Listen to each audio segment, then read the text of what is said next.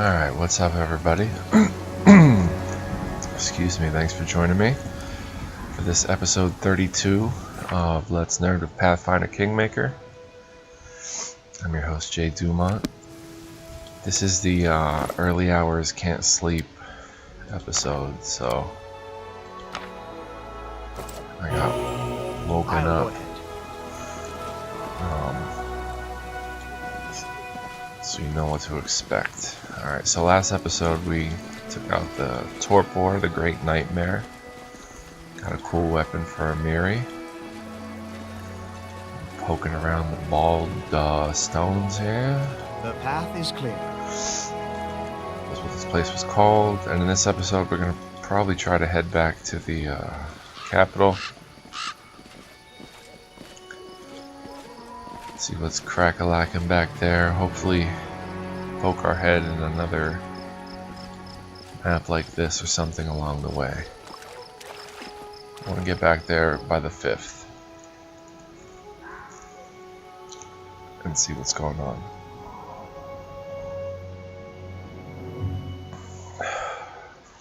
Pumping myself full of coffee these early morning hours. Really like to head over here, but I don't think we have the time. So go up here. Need to catch my breath.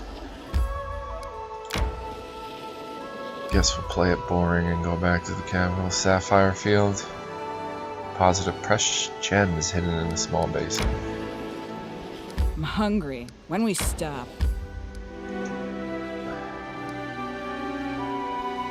Alright, we can rest at the Boudrin.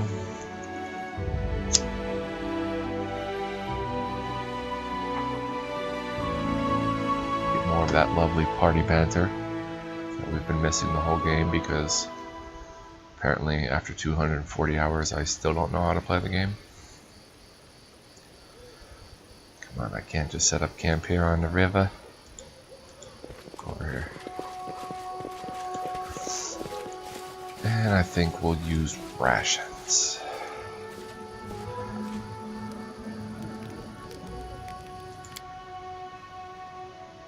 We won't camo. Now if we fail this Galt Ragu, I don't know what's going on. We get a plus 17. We literally have to roll a -1. And still we'd be able to cook it. So holler back.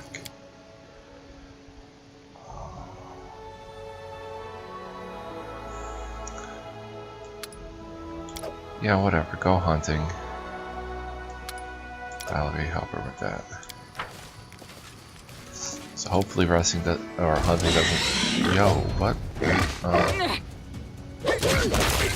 Greater dire boars.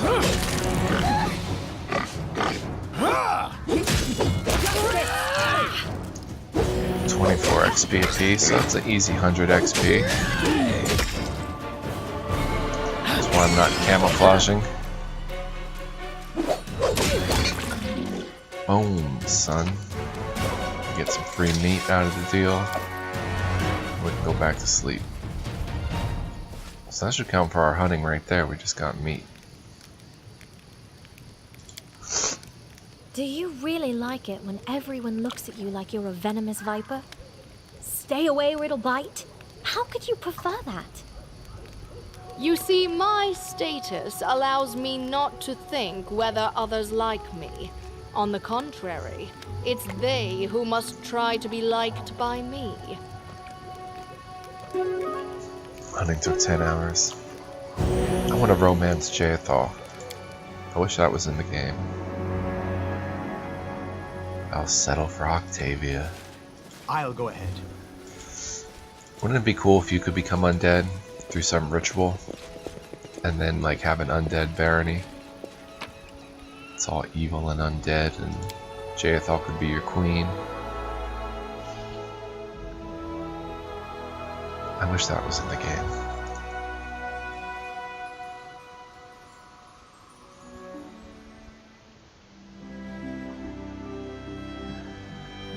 1/3 of Lamashan. I guess we'll go this way. Events are happening at the capital. Probably a failure of some sort.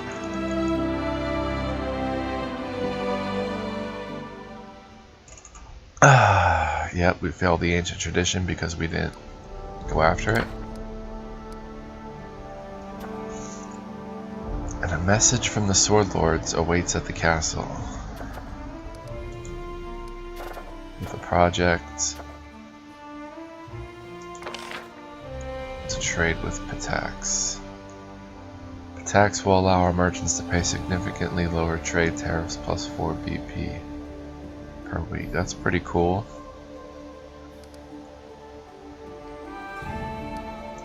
I don't know if we should deal with Patax though. Let's go see what this letter entails from the Sword Lords. Probably telling me how great I'm doing.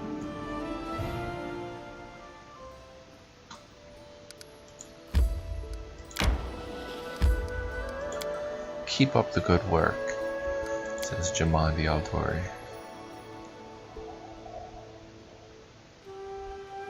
Your barony is thriving. We need to talk about Yosef Salemius and this bad deal he gave us. 25% extra cost on building. Not cool, man. We trusted you.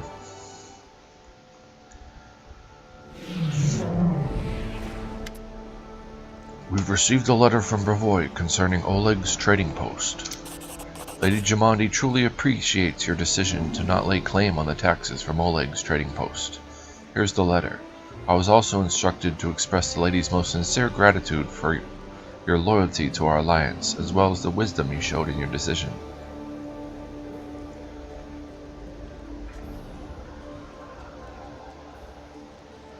Well, I value what the Aldori have done for me.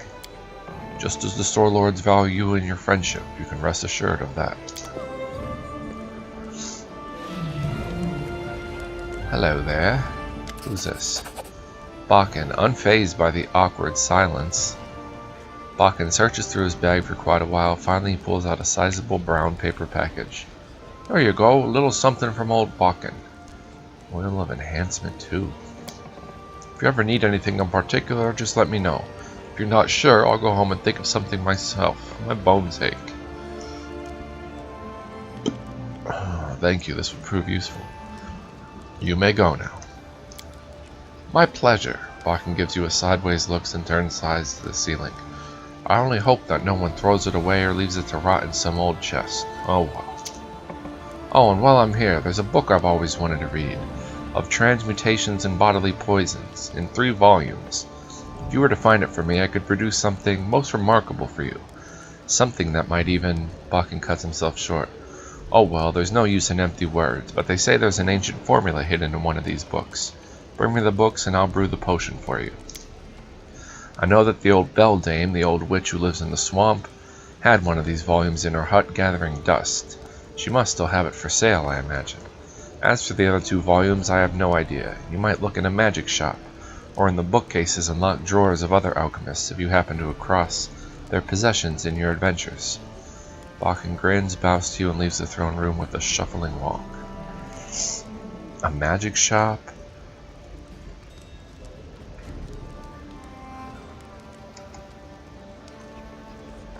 Or locked drawers of other alchemists?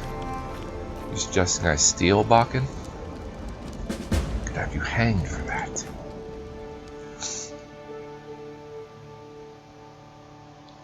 So I imagine maybe Bartholomew has one. We got an economy +1 from the Sword Lords. Union with Restov. Never saw this. The peaceful solution to Oleg's tax crisis laid the groundwork for future improved relations with Restov. We should take advantage of the situation. Yes, we should. I most definitely agree. So what do we got here? Oh, she's got 10 days. 6, 2.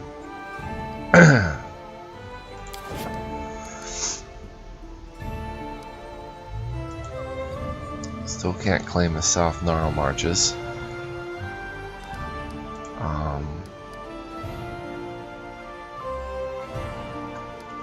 Well, let's see here.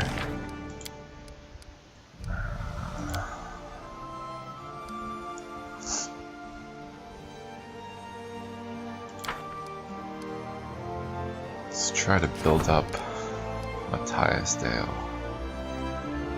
We have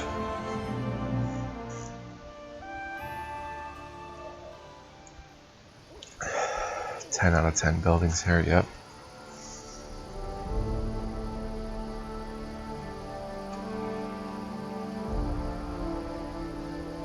Although this will be finished in one day. See, it says I can upgrade, but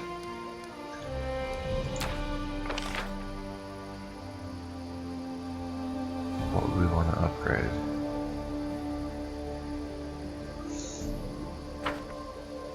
Our stability, please. I'd like some stability. Where can I get the stability from?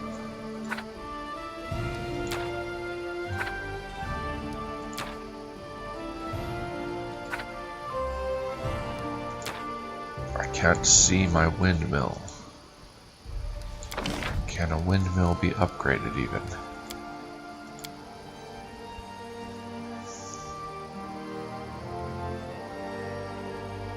Probably not. I do own one. It says so right there. Wooden walls.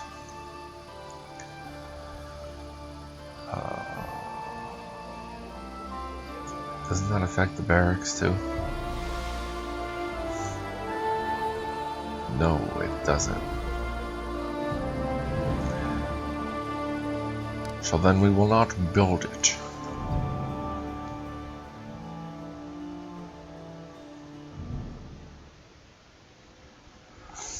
What about in Wooddale?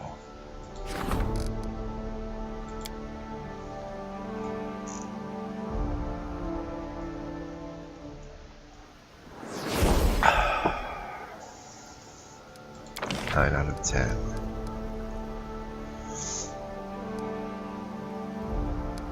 I think we should build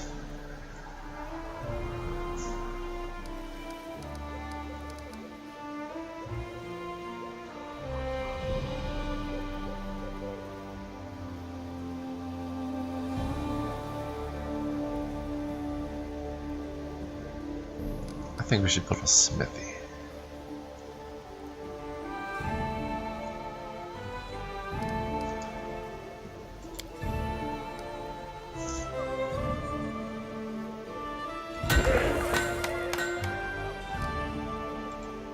Because I think there's artisans you can recruit and they need places to work. So we can recruit like a dwarven smith or something.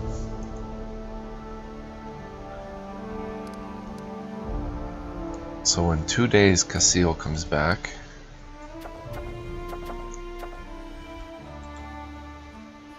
I guess we're free. I should really come back in about 10 days. No, I'll come back on the 5th or 6th. Let's think about buying BP and then claiming the South Gnarl Marches. Might be too soon for that though.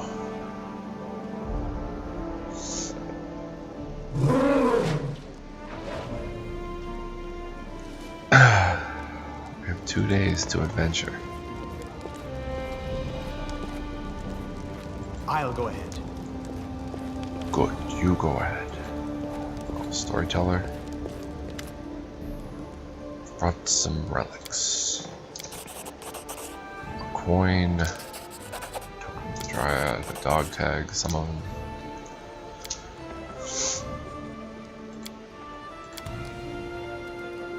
How much gold do we have? 14,000.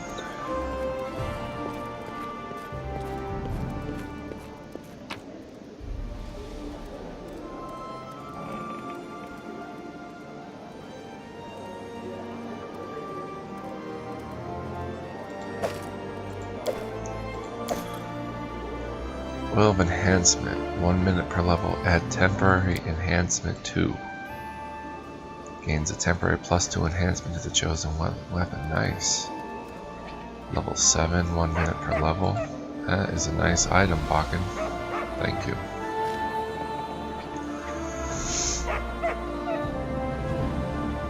Sling staff.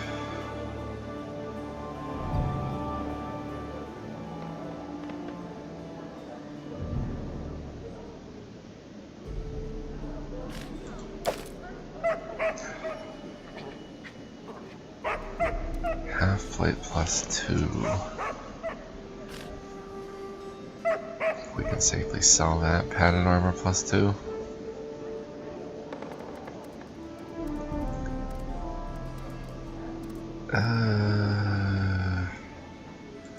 Put it in the box.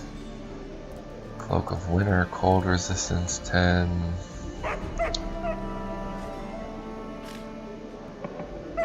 Negative channeling. Hang on to that in case we fight any undead. I don't know about this sling staff. Prices of armor +3.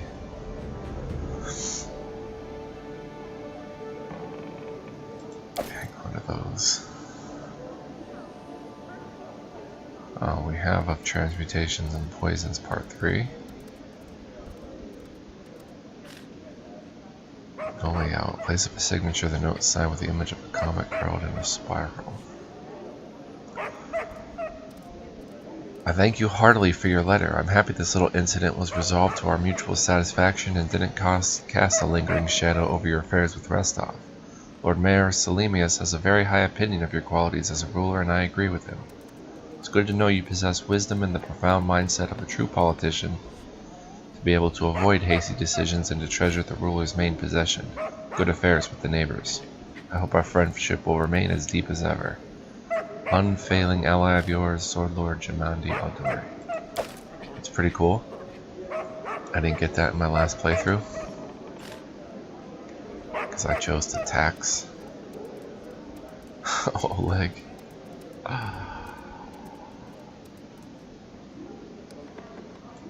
Sling staff.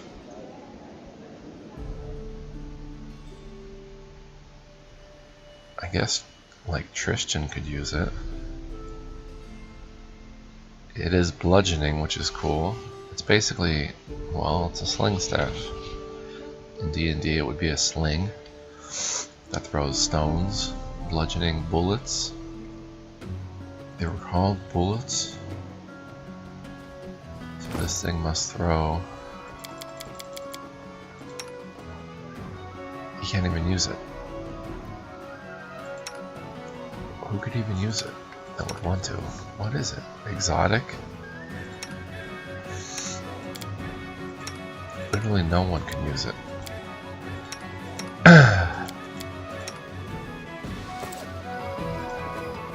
I should give someone exotic weapons proficiency because really nobody can use exotic weapons here.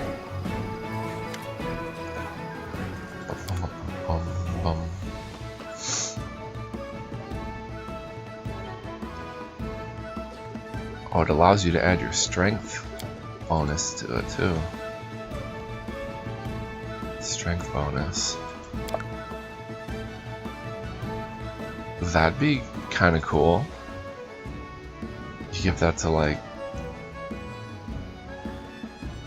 a Sirius.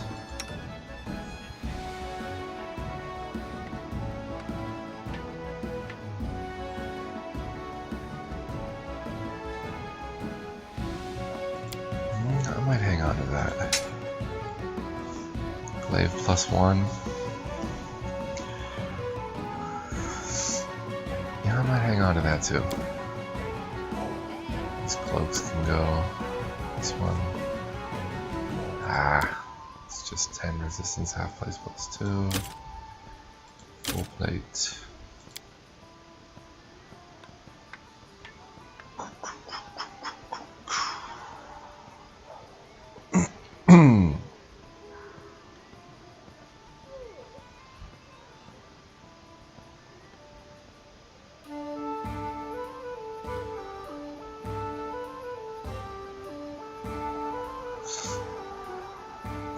That'd be cool for harem, but we don't use them. Protection +2.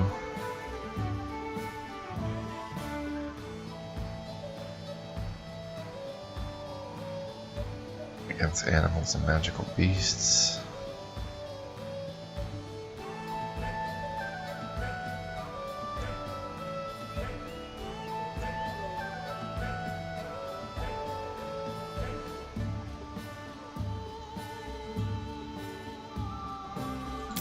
Alright, we're gonna hoard those magical items. Sorry, but what I'm gonna do is hoard them for now, and if I need BP in the future, I could sell a bunch of them and buy some BP, which is expensive. 80 gold for 1 BP point, or BP building point. So for 100 points, it's 8,000 gold. I can do basic math. Come on with the loading screens. Alright, we'll just drop these for now. Alright. Alright. So I guess go talk to Bartholomew and the old beldame again to get some of these books for Bakken.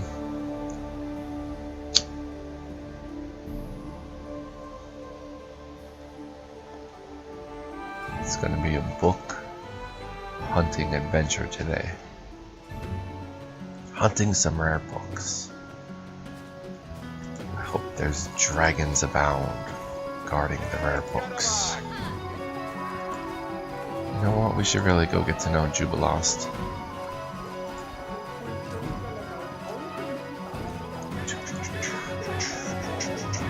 Isn't he usually standing out here somewhere?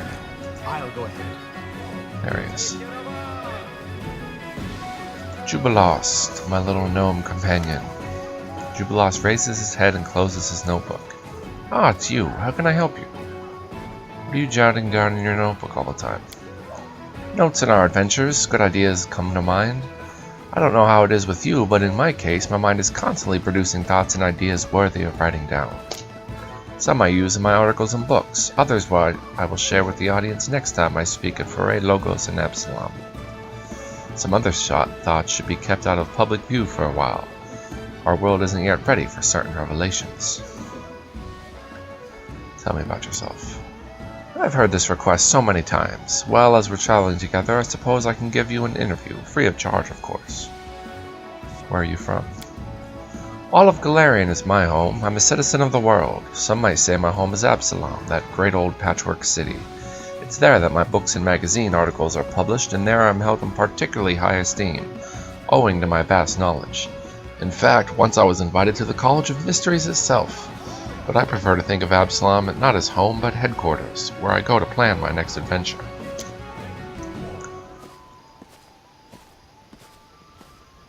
I visited every country worth mentioning in Abystan and Garund. I've even trod in the exotic lands of Tianxia. I've seen miracles you couldn't even imagine, and in every place I've been there was a home that would gladly receive a renowned explorer such as myself. The famous name of Jubilost Northropple is known even in the most remote corners of the world. Still, where were you born? You know, the line between persistence and importunity is very thin, and you risk crossing that line, Jubilost sighs. You think I haven't mentioned my birthplace because of my forgetfulness? I was born in Taldor, if you must know. The Empire is in decline nowadays, but still cherishes the illusion of its past glory. It's a country torn by prejudice.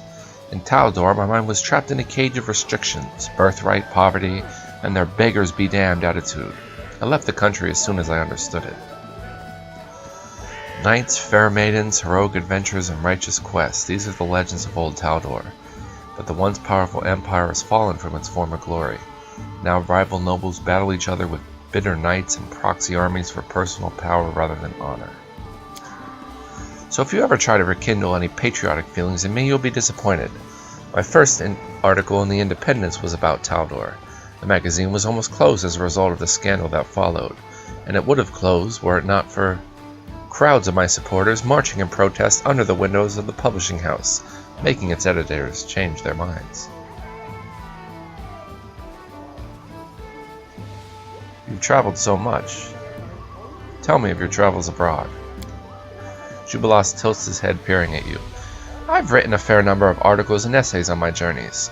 If you'll excuse me, I haven't the slightest desire to retell them all to you right now. If you wish to learn about foreign lands, pick up any issue of the Independence and read all you like. I'm sure you can find my magazines even in this hole of a place. So you write books and magazine articles. I certainly do. I'm too generous not to share my thoughts and journeys with other minds who search for knowledge. Judging from your face, you don't belong in that category. Jubilost sighs. Among my scientific works, I'd recommend the range of articles published in National Alchemy. If you prefer lighter reading, you might like Traveler's Essays or The Scandalous The Independence. If pictures capture your attention better than words, page through the Illustrated Atlas of Avestan. And you should give your cook a volume or two of my culinary almanacs. Trust me, it might help. Jubilost throws a speculative glance at you. Some have tried to blame me for a sleazy romance novel called The Five Sins of Sarenrae. I have no idea who spread these crazy rumors, but if you like such frivolity, I've been informed the novel's sequel, The Sixth Sin, was recently published.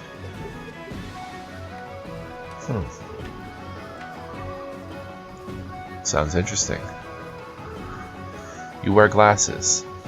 Why don't you have some cleric to heal your eyesight? Jubilost throws a cutting glance at you. I'm sure you could have figured out the answer to that question on your own if you bothered to use a logical approach. At least I sincerely hope so. I prefer to think of you as a lazy person, not a stupid one. Jubilost tightens his lips. Well then, I suppose it's my fate to enlighten you. Alright, there's no time like the present. Let's build up to a logical conclusion together. So, starting with the obvious, a cleric's services cost several hundred gold coins. Spectacles cost 12 gold coins. So maybe I couldn't afford to pay the cleric. Incorrect conclusion. Iron enough. Besides, some clerics would surely help me free of charge because they're fans of my incomparable talent. The answer can't be the money then, so what is it? Let's explore further. Surely you've noticed that I'm a rather famous person. Just to be clear which circles I'm famous in, my scientific articles are well known among the students and teachers of various institutions of higher education.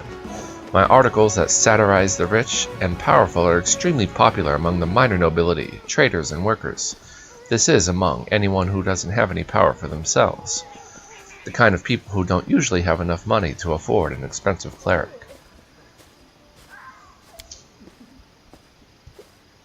Well, can you add it all up and find the right answer yet?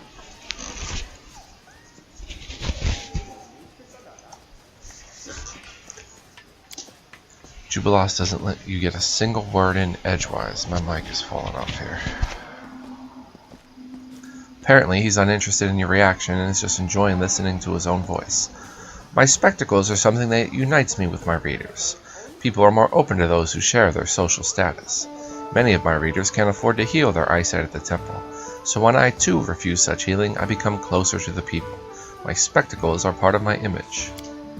Jubilost exhales at last. I believe I've managed to explain the basics of logical thinking. No need to thank me. You think quite highly of yourself, Jubilost. Thanks for telling me about yourself. Let's talk about something else. Jubilost casually waves his hand. Ask away.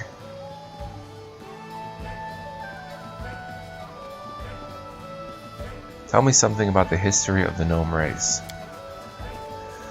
What have I come to? Jubilost Northropple, famous explorer, writer, and scientist, is reduced to giving simple lessons in history? Very well, ask away. What questions do you have? How did gnomes appear on Golarion? They came here in ancient times from the First World. You do know what the First World is, right? If you don't, ask me about it some other time. I used to lecture on it at a couple of institutes. According to the understanding I've accumulated, the gnomes were an immortal race until some of our especially insightful ancestors came up with a brilliant idea. They decided it'd be fun to learn how it feels to be mortal. I would like very much to meet these gnomes. I wouldn't even kick them, I'd just look them in their eyes without a single word. Too bad they're all long dead by now. As everyone knows, a stupid enough idea can be extremely contagious, so the gnomes caught this infection, all of them, without a hope for cure. So they found a way to Golarion and decided to settle here.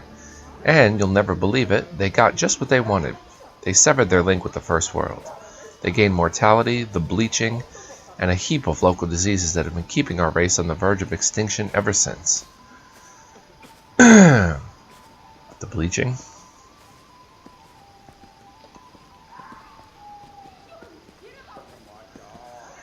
The bleaching is the name given to the physical decolorization and aging of a gnome, and is caused by lack of exposure to new and exciting experiences. This bleaching of color is accompanied by a psychological decline into depression and apathy, and eventually into madness and death. Gnome efforts to fend off the bleaching only serve to fuel their racial curiosity and whimsy, giving it somewhat a manic edge. Some claim that the bleaching is the result of the gnomes leaving the First World thousands of years ago. Rare gnomes survived the bleaching and developed an enigmatic wisdom and connection to the natural world, earning them the name Bleachlings. Do gnomes live long? Certainly, long and happily ever after. Jubilost shakes his head in remorse. We'd live as long as elves, were it not for the bleaching. That's the curse of our race, which only struck after the gnomes left the First World. To put it simply, gnomes must constantly have new experiences. If a gnome gets into a rut, so to speak, he bleaches. We start to lose color, literally. Our skin and hair become pale, and the worst thing is that our soul loses color too. If the process continues unchecked, the gnome dies. History recalls only a few cases where gnomes actually died of old age. Most of them perish either because of the bleaching or in the middle of some crazy adventure they've joined just to stave it off. So you travel so much as a way to fend off the bleaching. Jubilost stares at you, then nods slowly. You see, I enjoy being alive. I like to eat pancakes in the morning. I like to write articles for magazines. I like it when I leave the publishing house in Absalom and a crowd of fans immediately mobs me. So I don't intend to die at the peak of my life because of some stupid ancient curse. But don't you dare imagine that everything I do is just for fear of the bleaching. I tell people the truth about the world that surrounds them. My theoretical research aids the development of different branches of science in various institutes. Yes, sooner or later I'll bleach and die like any other gnome, but the name of the famous Jubilost Narthrople will live throughout the ages. Sorry for my terrible voice acting. Let's change the subject. I'd like to learn more about the First World. Well, you've asked the right person. I'm an expert in studying the First World. Give me your questions. First World. What's it like? It's huge, wild, and extremely unfriendly to the unprepared traveler. Nothing remains constant there. Matter changes before your eyes. What it was a mountain yesterday becomes a river today, and that river flows upwards. The trees touch the sky, the heat of the desert can melt metal, and hurricane winds can tear a person apart. But it'd be wrong to think of the First World as the plane of total destruction. Creation is just as important there. The deserts spring alive into forests, and when the hurricane subsides, animals emerge from hiding, huge, wild, as untamed as the world itself. The First World epitomizes life in its original chaotic meaning. There's a theory that the gods used the First World as a training ground to practice their ability to create matter.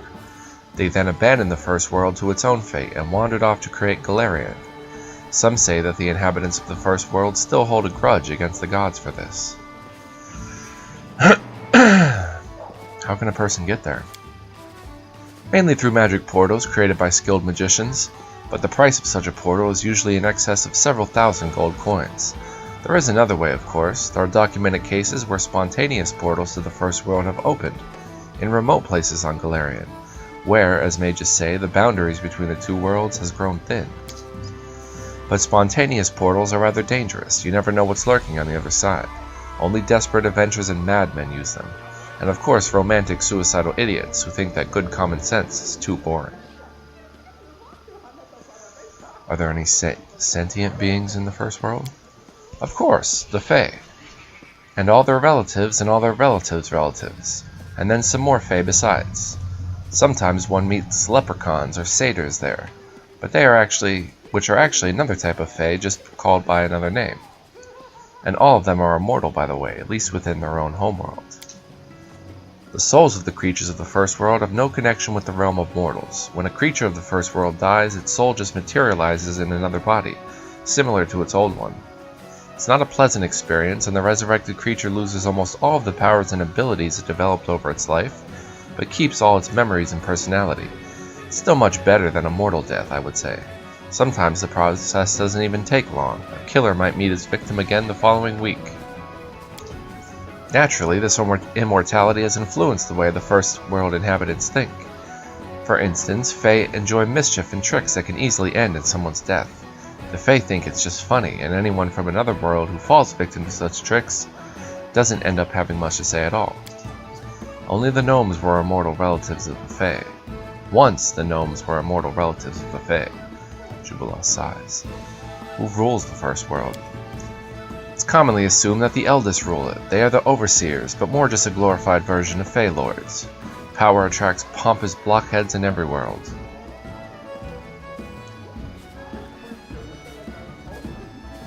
Let's remain silent. Jubilost gives you a critical stare. It's fortunate then that this problem doesn't trouble your lands at all. Well, let's get back to the first world. The eldest possess the power to keep matter in the first world in a more or less constant state. That's why the Fae treat them as demigods and offer them prayers, just as we offer prayers to Desna, Erastil, or even Lamashtu.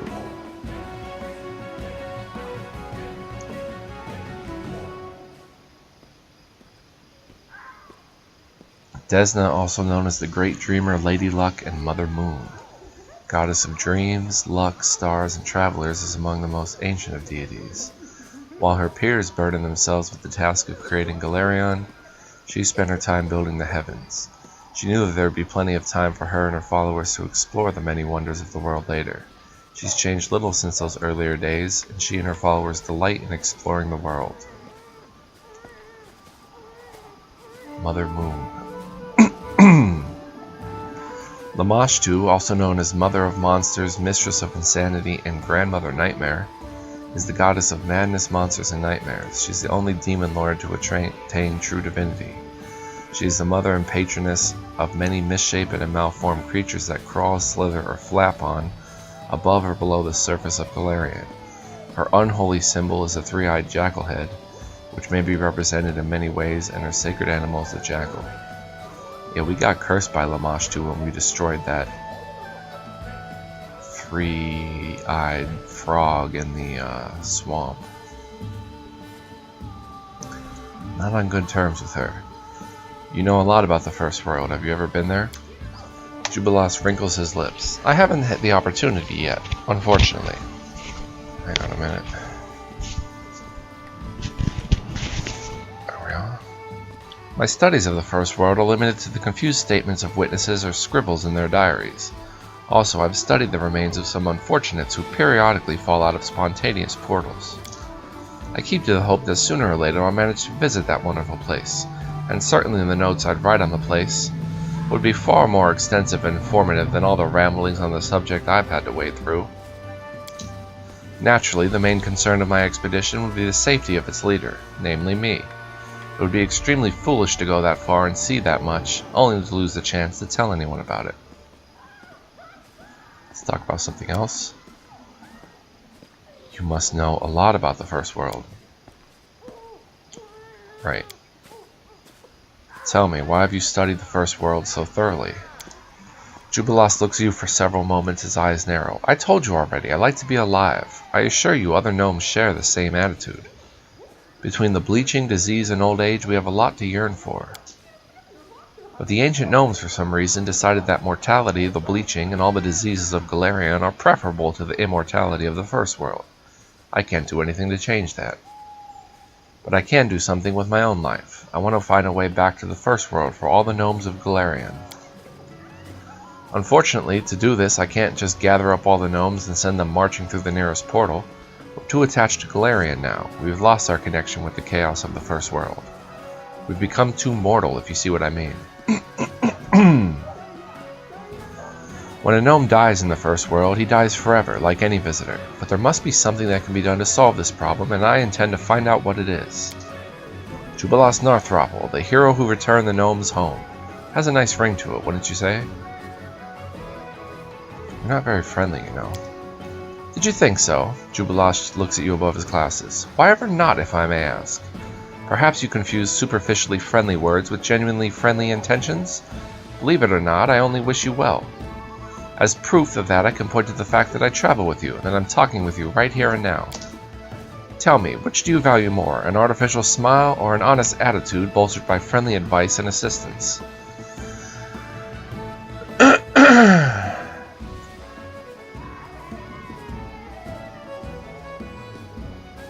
Very well, you can behave as you like.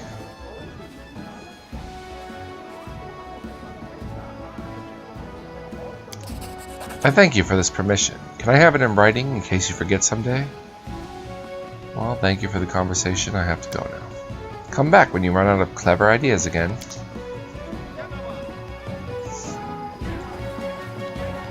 So at least we know a little bit more about Jubilost. Our town seems to be thriving a bit.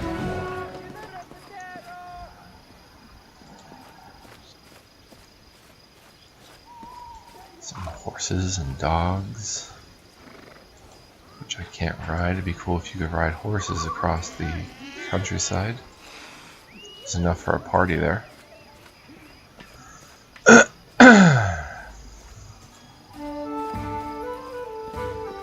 Octavia, what's up, girl?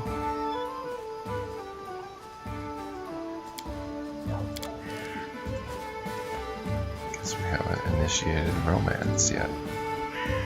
Even though she's Vergongar's, I'm still gonna try. Alright, so... The path is clear. Valerie seems to be another romance option. Which I haven't explored yet.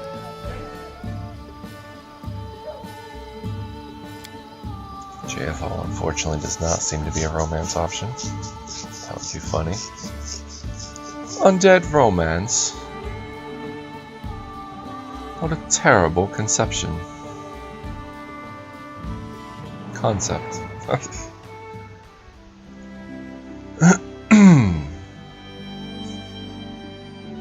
well I guess we're heading down to Bartholomew's.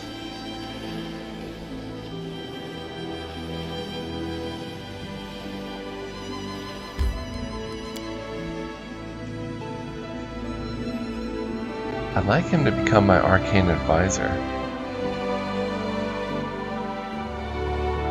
But I don't think that position opens up until you get enough points in divine or culture. Oh, and there's also this tough battle we left behind. Let's go do that. Or did we do it already?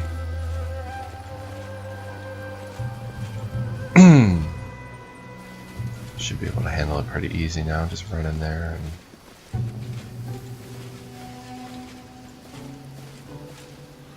mess them up if we haven't already.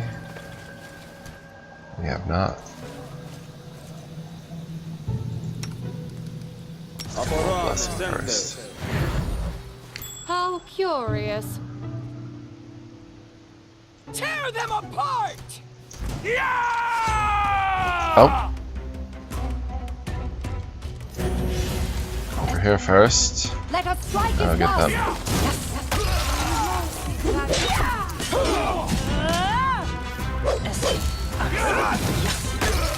Boom. Everyone get the alchemist.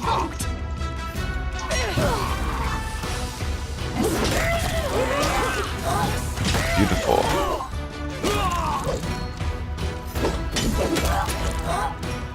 Beautiful. Beautiful death. Cure serious wounds to a large person. I'll take it. Unidentified heavy shield. That's the quick bastards. Composite longbow. These were decently equipped bandits. At least a few of them.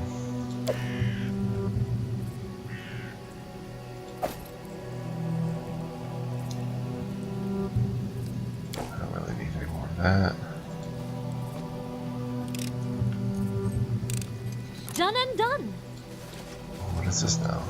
The statue of a troll. You realize it's a rock troll caught in direct sunlight and turned to stone.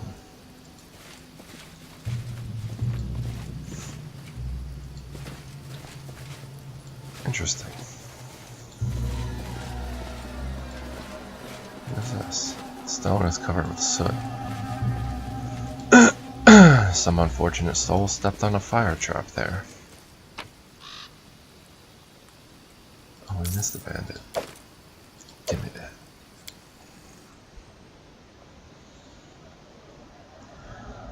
So we have volume 3 of this book.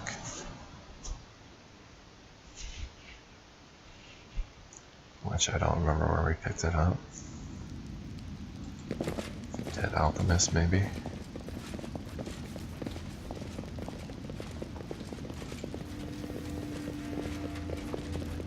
Where is he? Oh. You there, Bartholomew. The laboratory feels emptier than before. The wizard is packing his items, books, vials, manacles, and needles, carefully wrapping his things in cloth before placing them in crates. Can I see what you have to sell? Certainly.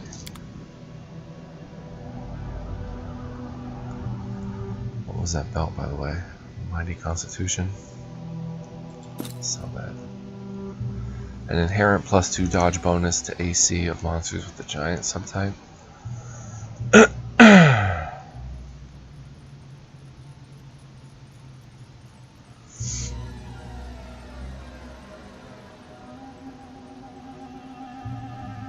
You have part 1. Excellent. Don't I have a pouch of feather tokens I can sell? Did I sell them already?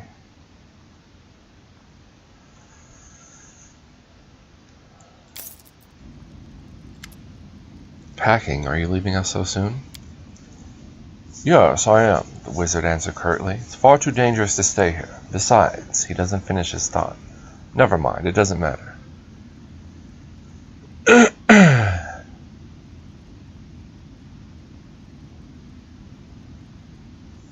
I have an offer for you. Stay as one of my advisors. There are so few people who see things in such a critical and rational way. Bartholomew wears a cold and insincere smile. I would if I could. However, my research demands my full attention. I'm afraid I would not be able to dedicate to your service the full attention you deserve.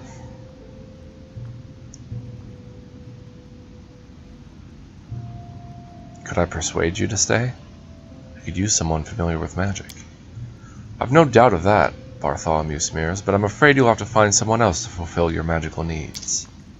Octavia looks back and forth between you and Bartholomew, glaring. Oh, great. This is exactly what we need.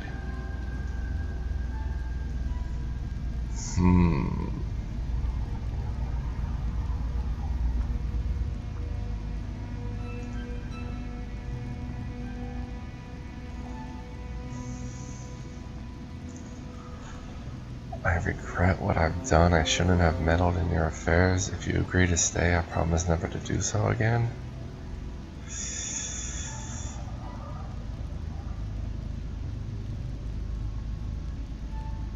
Octavia is not too happy about it.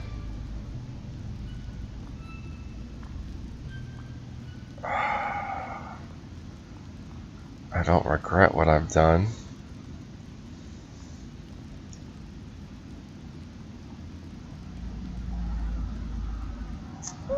It's time I should leave. Without turning to face you, Bartholomew mutters something under his breath. Is that how you speak to your Baron? Face him directly and say a proper farewell. Bartholomew turns and speaks through clenched teeth. Farewell, your grace. Safe travels. Godspeed. And why is your face so grim? Did you study grimacing at some academy? Remain silent. We saved your life and you dare turn your back on us? Come now, thank his grace for all he's done for you. Bartholomew's face turns red. Glaring at Octavia, he raises his hands as if to cast a spell. Oh wow. This was unexpected.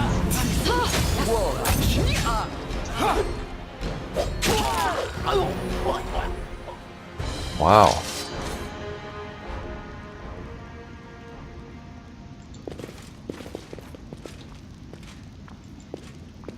How'd we save his life, though?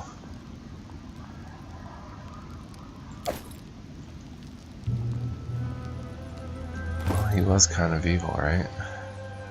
Arcane Protector. This is what I've been looking for. Let's look at that in a minute. Vast Intelligence. What was it? Oh, it's a cloak of resistance +2.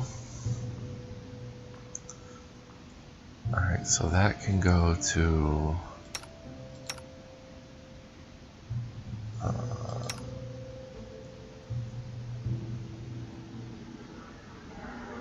I have an idea.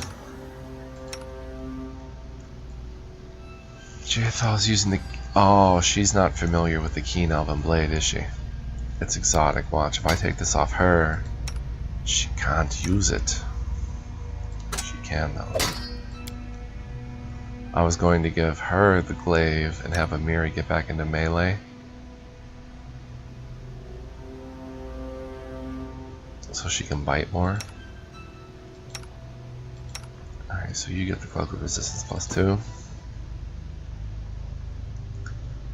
Headband of vast intelligence +4. Wow, you are vastly intelligent.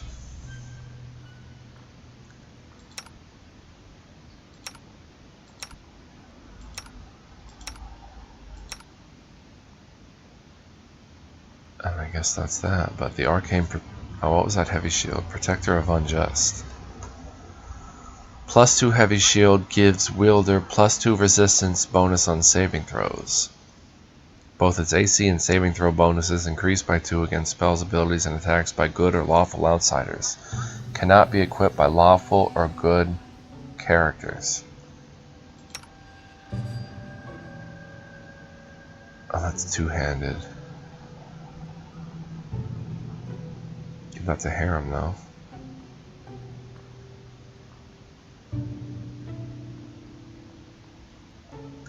Alright, the Arcane Protector.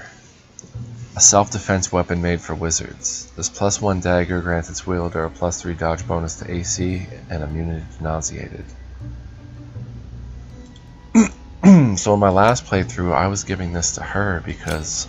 Watch her AC. Boom. 38. She's only doing 5 to 18 damage at +13. Compared to +15, 8 to 18.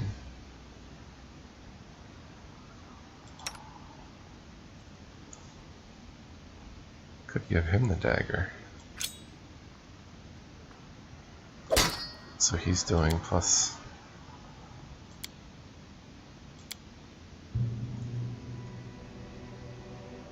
Oh, and he wasn't using his shield with the longsword. Oops. So +12 attack, 6 to 9, 8 to 15 +12. I think I'll go with this and give him some pretty nice AC.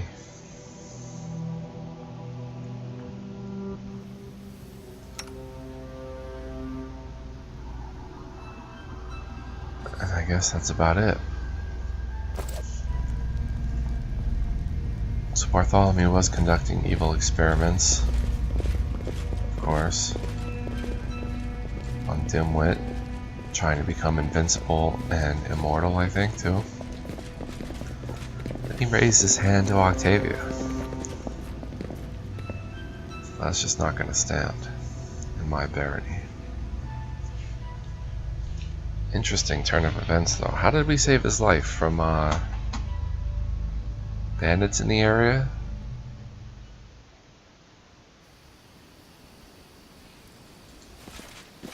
Or probably from the trolls.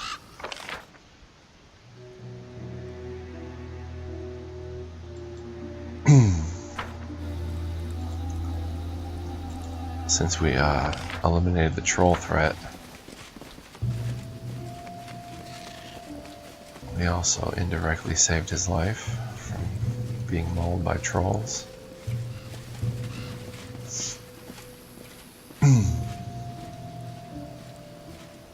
Wayne, still hanging around, bro? You good? Horrible day. What a horrible day. Pharasma saved my soul. Alright, Wayne, you just I'll go ahead. hang out there, buddy.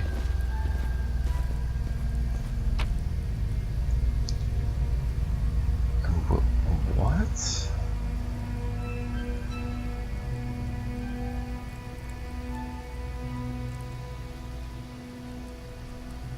Oh, we clearly missed something.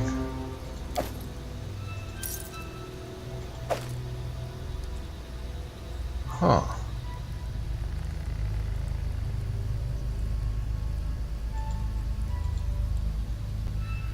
Natural armor +2.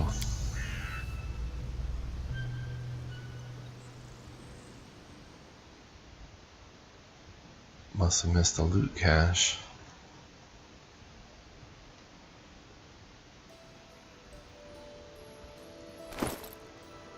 I don't want a fireball.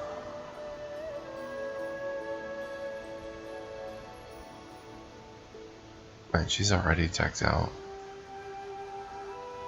Get rid of... She can take off the Wand of Shield because she can use the Wand of Shield with the skill check. Get rid of the Wand of Fireball. Caster level 5, 5d6. 6 charges. Whew. Natural armor +2. I guess we can give that to Jaethal. Bong Bong, 22.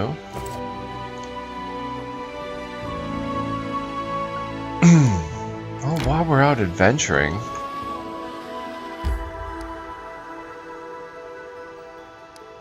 what's it gonna take? Oh my gosh.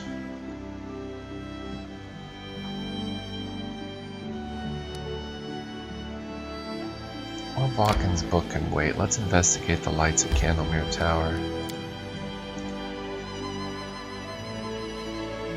The tower in the center of Candlemere Lake is a crumbling ruin. Nothing remains but a half-collapsed stone cylinder and a swath of rubble within and without. The stones of the tower are ancient. Faint carvings of strange symbols are barely visible in some of the tower's stones. Although the ancient cult that once used this site as its center of worship has long since been destroyed, the ruins themselves exude an aura of unease. Any creatures that enters this area feels as if something unseen were watching or waiting, and that intruders to the area are distinctly unwelcome. Well then, we'll just have to check it out.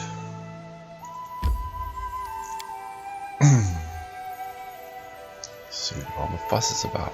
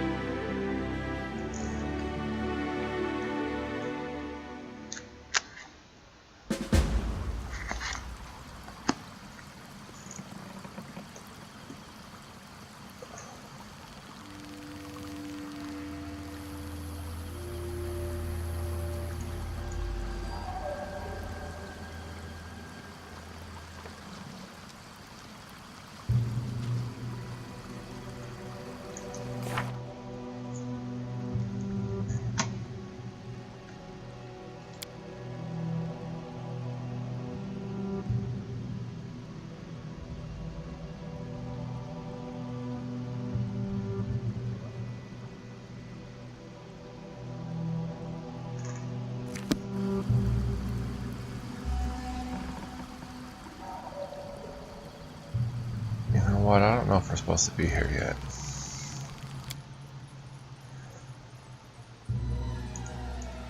Let's go. It's a quick save file. I know it sounds like a cool place to explore, but let's get.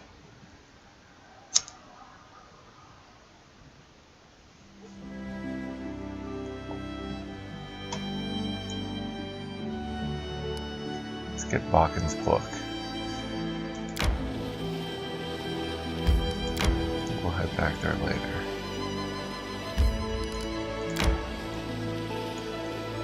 Why has it come all this way? I feel tired. Me too.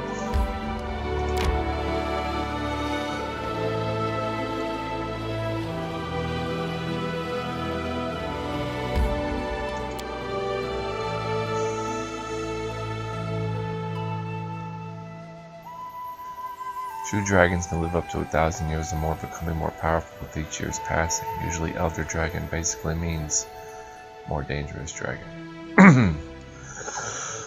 Tired.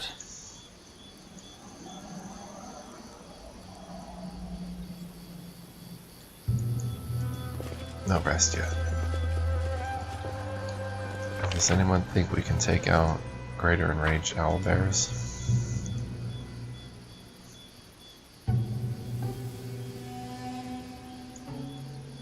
Probably not. Although I would love to see what they're hiding up there.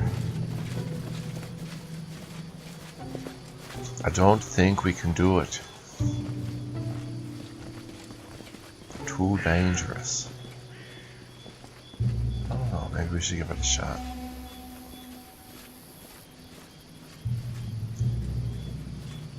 We did try it a while ago.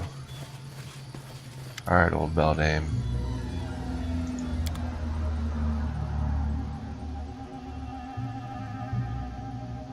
What? I already have part 1. I need part 2. Came here for nothing.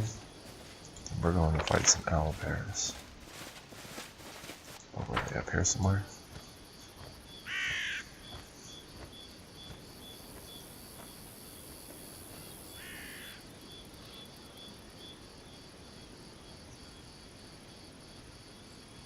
You again? Huh, I'd offer you tea, but I don't have any. How about a cup of death cap tincture instead? She gives a splintered crane. Best thing for health. Death cap tincture? Oh yes, that sounds very healthy. Do you have any black lung stew and face melt? Cup of joe? Alright, prepare to be rocked. They're greater enraged. How may I help? Alright, bless. I don't know if they're evil, but what the heck, do that too. Ready and willing. You are going to haste us in a moment. Oh yeah, throw a stinking cloud in there. That'll be good. Ask. Cast Divine Favor. I'm listening. You get ready to rage. You get ready to defend this defensive stand. I am yours to command. Go right there. I shall not fail. Let's hope not. To victory! Miri, rage, but you also hold. Jaethal.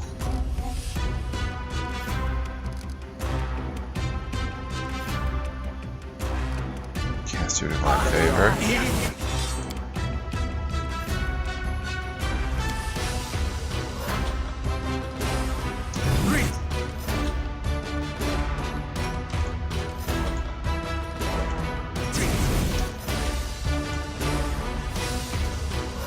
Alright, get your defensive stance.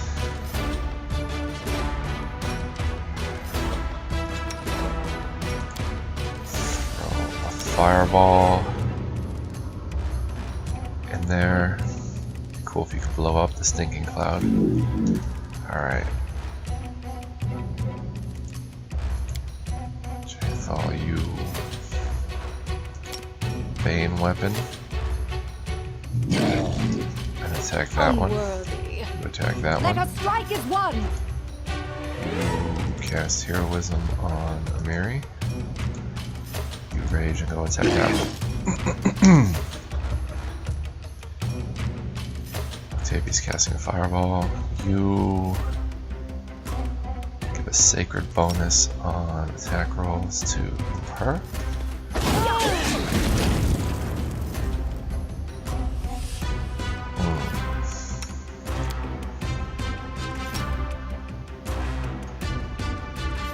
Oh, this is not going to be good.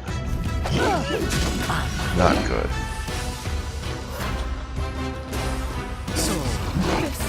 I knew it. Not good.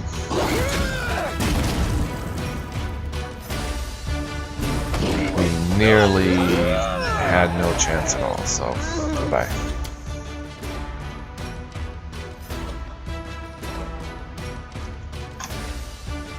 They're greater, they're enraged. We'll leave it at that.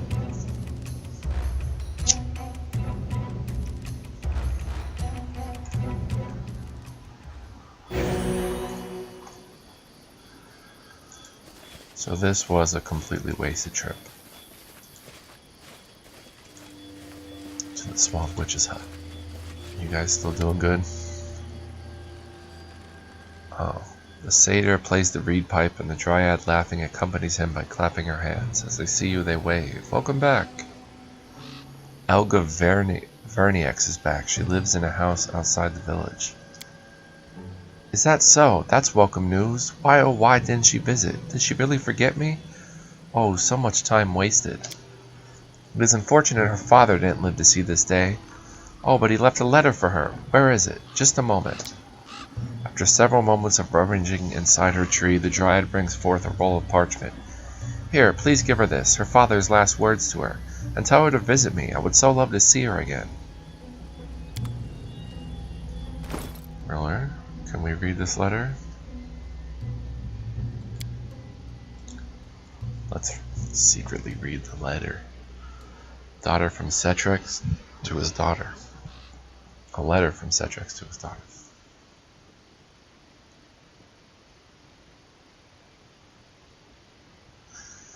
My dear Elga, I'm sure you don't remember my face, but I hope you do know my name. In case you don't, I'll introduce myself. My name is Cetrex. I'm your father. I deeply regret that I never had a chance to watch you grow up, that I didn't help you at times of hardship and didn't share your moments of happiness and your sorrows, that you never knew how much I love you. It is unknown to me what Isabel, your mother, has told you about me, whether you ever found out that I'm a satyr, whether you've heard of the extraordinary place you were born or of my fate after your disappearance. In this letter, however, I'll try to tell you everything.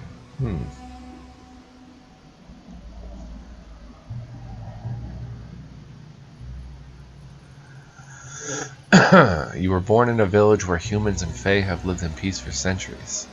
We were more than good neighbors. It was a close union, a union so close that fae and humans built families together. Your mother and I fell in love with each other, and you were the fruit of our love, the child of two peoples. There wasn't a single human or fae in the village who didn't like our little Elga. From early on, you knew how to conquer hearts, and I loved you as well, more than anyone else in the world. Every day I would look at you and admire your features, and I would feel like the happiest creature in all of creation.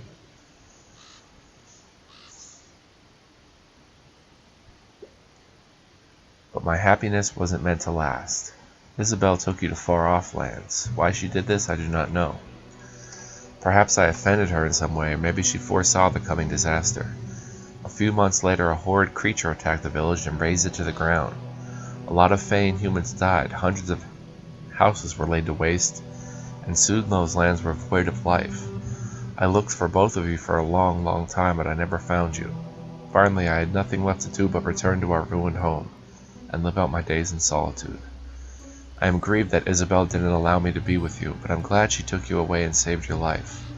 Nowadays, I'm one of the few who still live in the village ruins, hoping desperately that one day you will return to your homeland. I'm too old and too lonely to leave. If I don't live to see you come back, then this letter will tell you of my fate. Forgive me, my little girl, I love you. Cetrex, your father. Wow. It's pretty touching.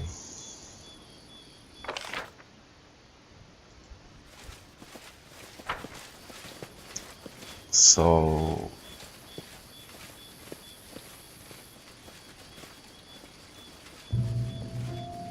this was the village then? And she returned to it?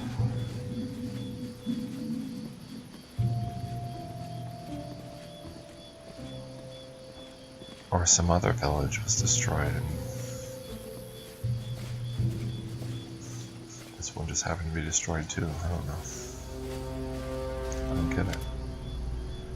A dryad named Teresia remembers you and would be glad to see you again. She asked me to give you this letter. Elga opens the letter, runs her eyes over it, and her expression shifts. It could be either a smile or a grimace.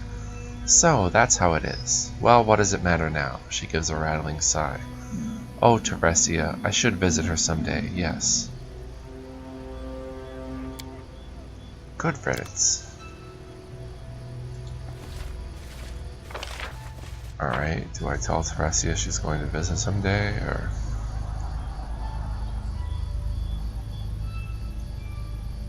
I don't quite understand.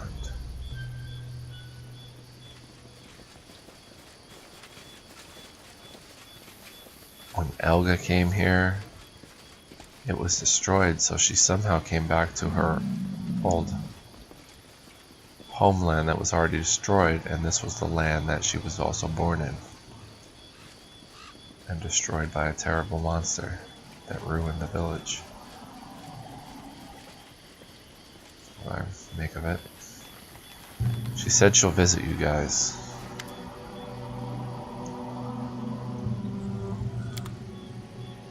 I'll go ahead. Maybe if I come back in a year, they'll be all dancing and playing the reed pipes together.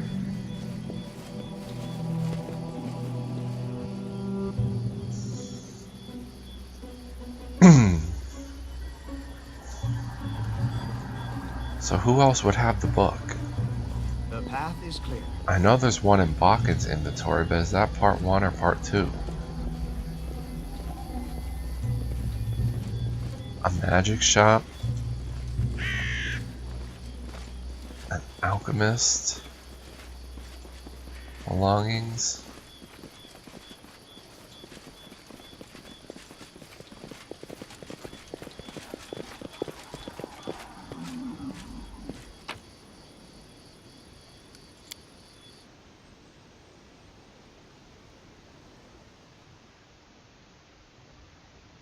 Did Dumra have a book? I don't think so.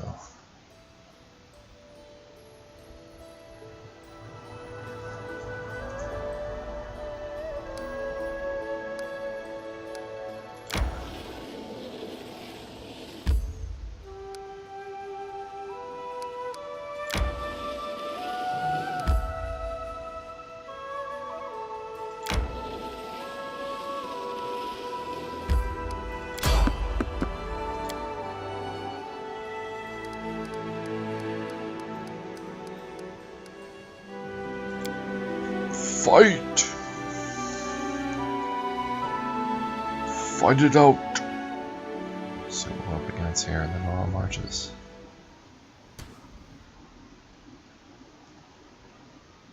A quick bear. May we have a moment of respite? Oh yeah, with a quick bear right in our face? Well, that's different. Wow, this thing is quick. Well, we better quicken ourselves as well. Get a bless because this thing is...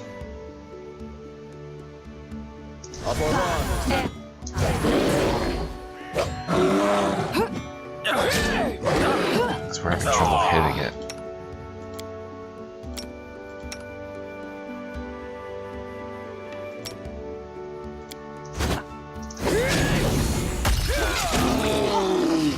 Oh. Okay. Oh, it's just a regular bear pelt, not a quick bear pelt. 67 XP. Never seen a quick bear. It was pretty quick. Battle.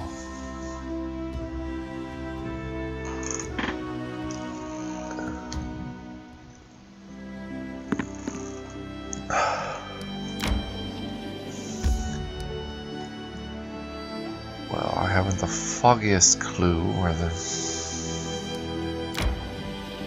We should gather our strength. book could be.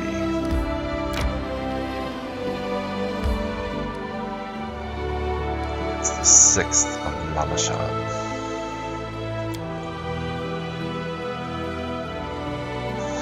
We'll rest here and try to flirt with Octavia if we can. Come on, Octavia, give me something here. I went too long without resting on the maps, that's the problem. I have a lot of catching up to do.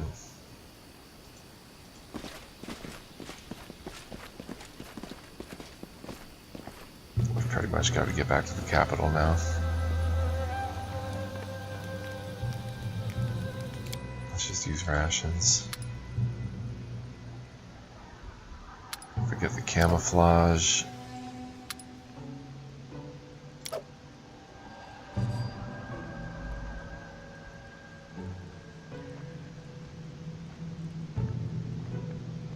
We have no foul.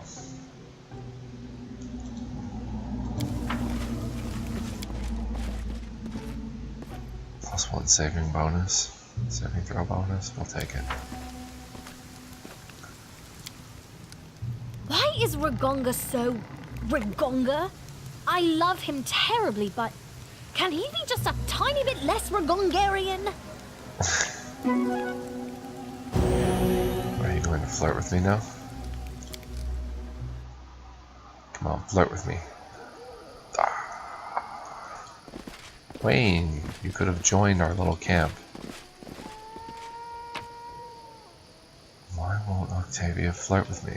She's showing frustration with Ragongar. I'm here. I'm an Asimara, I'm Angelican.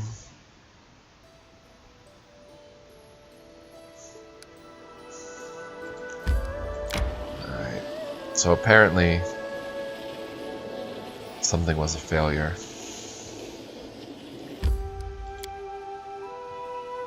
Because we didn't get a troubleshooter or opportunist, so Casille failed miserably. I take it. Right. Just hope it wasn't a disaster.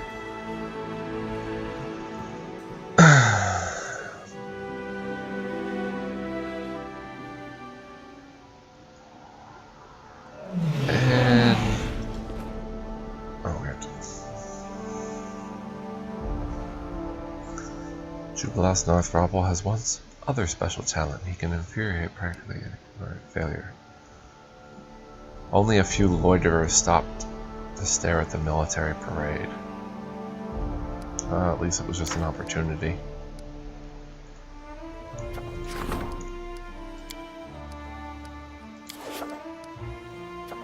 New settlers opportunity. A caravan of settlers has entered the region. These people are dreaming of a better life, seeking a new home. Perhaps they'll find happiness in the stolen lands. 7 days, we can do that later.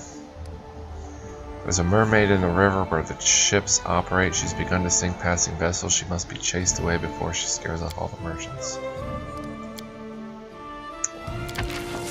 Oops.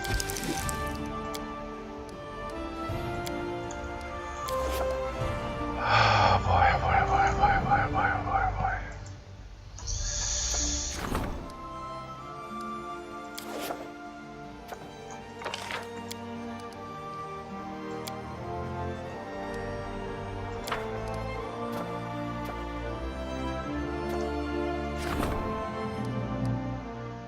Resolving the Baron's military difficulties. This will rank up Casille.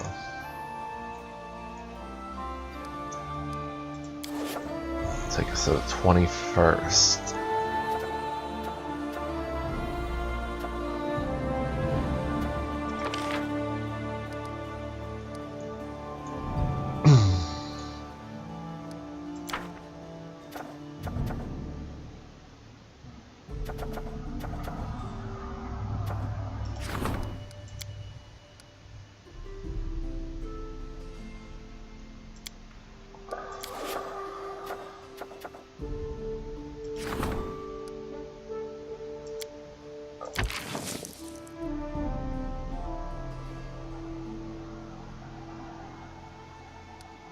Let's just see what happens.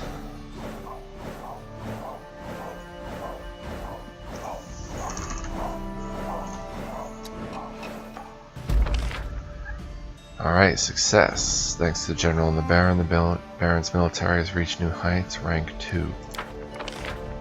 Success. The Councilor seized the opportunity to change a few obsolete laws. The reforms were considered timely and fair. +4 loyalty. Failure. Mysterious cult promoting idleness and debauchery has emerged. The region urged the locals to turn over the leader of the cultists, but his pleas led to nothing. The region sank into debauchery and sloth, and some parishioners, maintaining their piety, thought it better to leave the cursed lands. Success! Our investigation found that the cursed wishing well, which the locals believe was the source of their misfortune, is totally harmless and is not troubled by any magic. Dorsey, the rejected fiancé of a local girl, tried to use the well to curse the fae who we thought had bewitched his bride. The girl Nida also used the well to curse her own father. Both of these curses bore fruit, but the well was clearly not the reason. Some other power may have intervened to give the curses their power. Other theories are more complex. Perhaps the curses don't require any binding power at all. Perhaps Nida and Dorsey somehow managed to bring them to life of their own will, though neither of them was a mage. That's all we know for now. Perhaps we shall learn more as our research continues. This research has increased our understanding of arcane and divine magic. Awesome. That is really, really, really cool.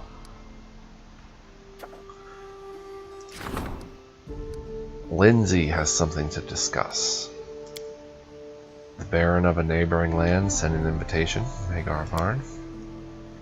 Name of the law. A group of volunteers have arrived from Brevoort looking to help bring order to these lands. These people would make a welcome reinforcement for the guards if they could be persuaded to join the ranks.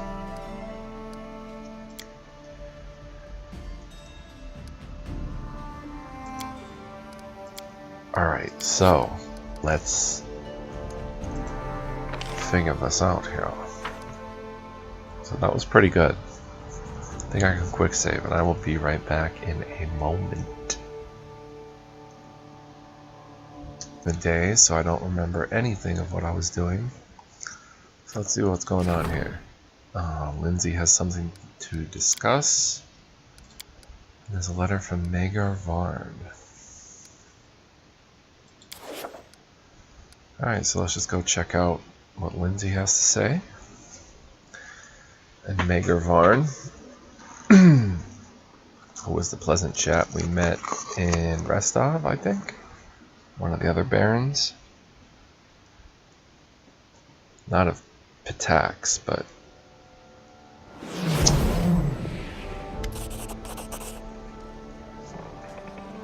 Great news, Your Grace. Magar Varn, Lord of Varnhold, wants to form an alliance with you and establish a trade route between your lands. Here is Lord Varn's letter. See for yourself. One of the competitors who, like you, successfully completed Jamandi Aldori's task and received a barony as a reward.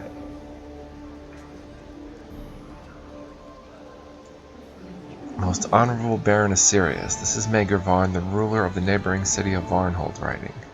You might remember meeting me at the reception. Our encounter had a powerful effect on me. You're a brave warrior and a wise ruler, which is why I hope to enlist your support and, in the future, form a firm friendship. No matter whether the gods or the sword lords have contributed us to becoming neighbors, I believe that our alliance will be as steadfast as a rock. To signify this formation of our alliance, I invite you to visit Varnhold and see for yourself that my intentions are good. The city is still young, but we have a lot to show our guests. Our cellars are full of wine barrels and our storehouses of grain and cheese. It is easy to reach my city. The path to Varnhold lies in the east past Lake Silverstep and over the ridge of the Tors of Lebanese. Hard to get lost in these parts. Whether you accept my invitation or not, I ask you one more thing. Consider building a route and developing trade between our lands. I am convinced that both of us would only benefit from this union. I anxiously wait your reply. Respectfully yours, Baron Magar Varn. Cool. We'll do that. Casil. Bad news, Your Grace. There's a thief within your close circle. A significant shortage has been discovered within the treasury. An investigation is already underway. The guilty party will soon be brought before you for judgment.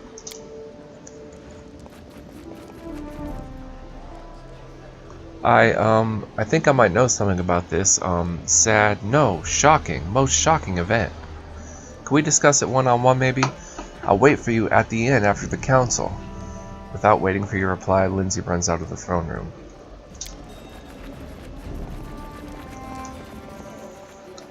Casil stares after the bard, surprised. I'd have never imagined she would find herself connected to such a crime.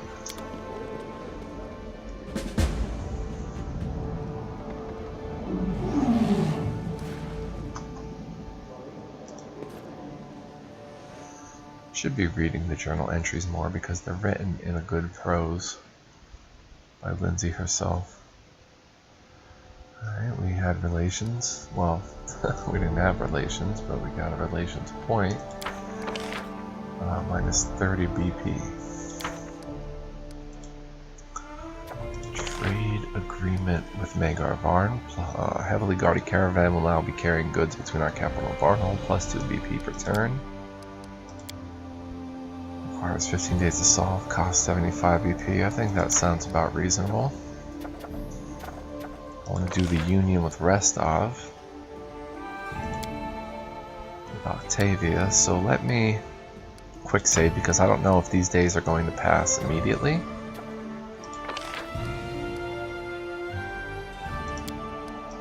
Once I start this project, I would hope not. Okay. And Jubilost can handle the trade agreement with Magar Varn.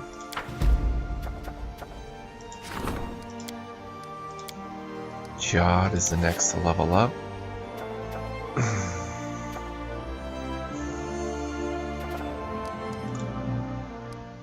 And oh,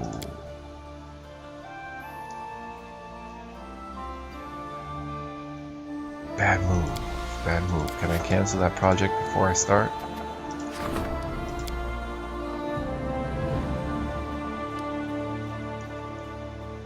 Ends in 20 days.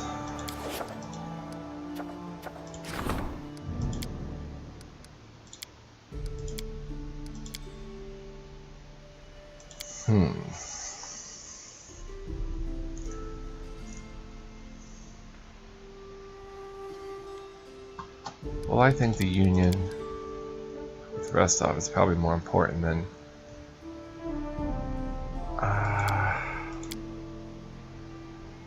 oh, that has a DC check of 16 anyway, so that's going to be a tough one. It's like a 50-50 shot right there. The River Maiden problem. And in the name of the law. So a group of volunteers arrived from Brevoy. They're looking to help bring order to these lands. The people would make a welcome reinforcement for the guards if they could be persuaded. Tristan can handle that. And the mermaid in the river. DC 14. I don't want Casil to just murder it, but he's a good guy. He'll help those in need.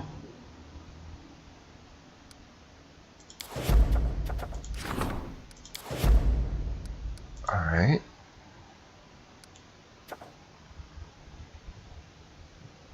So let's go meet Lindsay.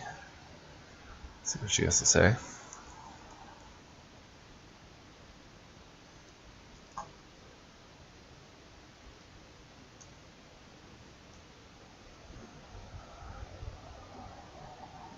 If you're over encumbered and not on a random encounter map, you can drop items and pick them up later.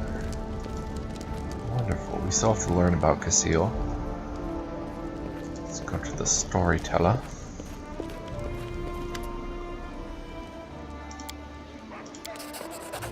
Pendant. Nothing else yet. Those are big boons when you complete his stories. Magic rapier.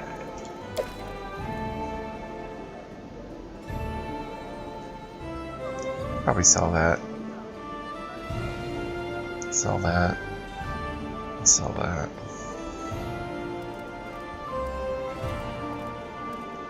Keep Magar Varn's letter in there. We need camping rations.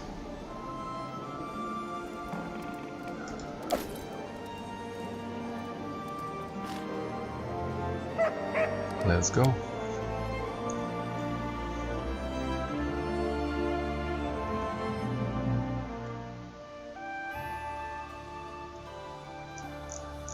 Got another energy drink here.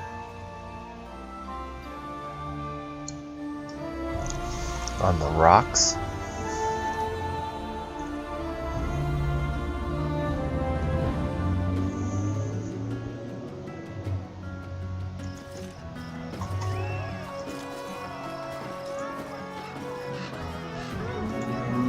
Hello, hello, peasants, citizens.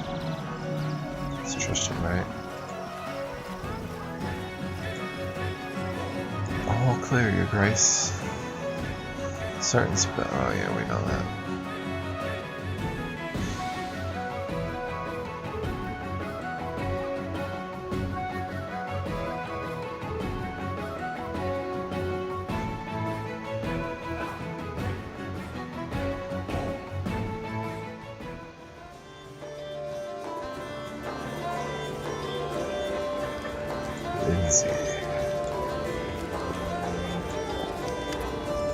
Lindsay shuffles around nervously, fidgeting with a quill in her hand. She turns bright red. Well, about the embezzlement, I mean,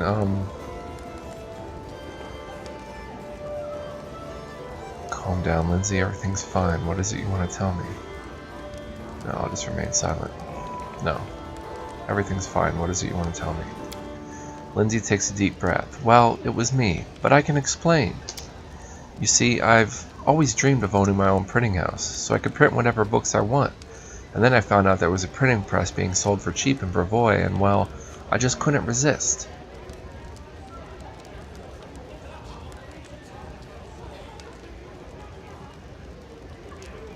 Great idea. Good for you, Lindsay. Really? Whew. I feel like a weight's been lifted off my shoulders. I was so afraid you'd be mad. Thank you. There is one other problem, though. The press should have been delivered by now, but it hasn't shown up. I'm afraid that with our roads and the seeming menagerie that roams them, it might end up vanishing into thin air. Can we maybe go check on it, see if anything's happened? It was supposed to be coming across the old road through the Gnarl Marches. Alright, let's go find your press. It's already been paid for after all. Yes, just don't leave without me.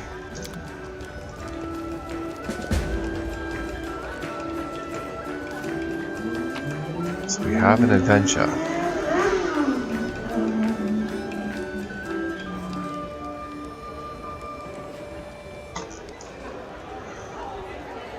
Are any of these Volume 2? Maybe Bakken's in his inventory is Volume 2. Let's go check that. Alright, I set up the events.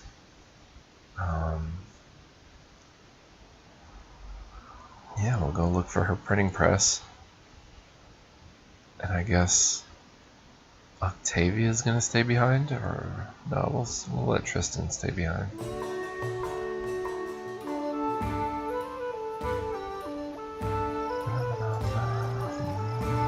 I'll go ahead.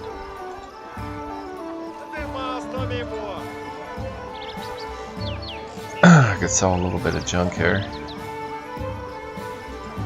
Do some business with Verdel.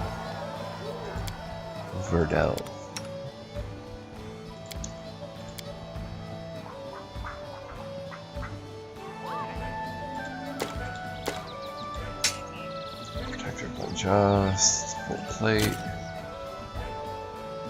Sell that. And sell that. And then 2,500. Oh, we can afford the adamantine.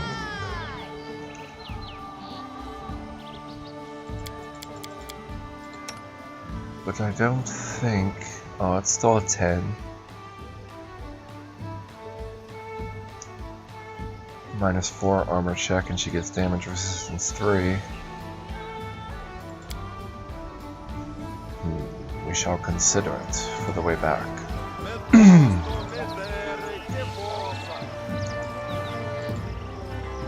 I don't have to equip Lindsay with anything, right?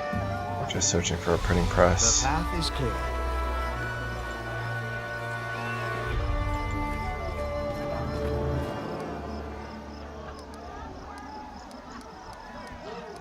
But we do need Tristan's healing abilities, I guess, so Octavia's gotta go.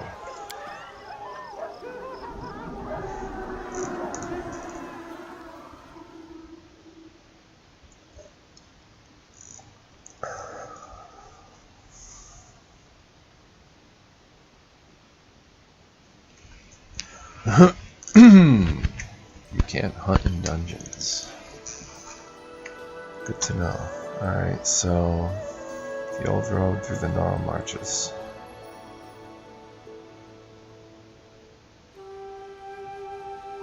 New events, so would that be where it's at? The Swamp Witch's hut? Again? We're going there again? Should I even level her up?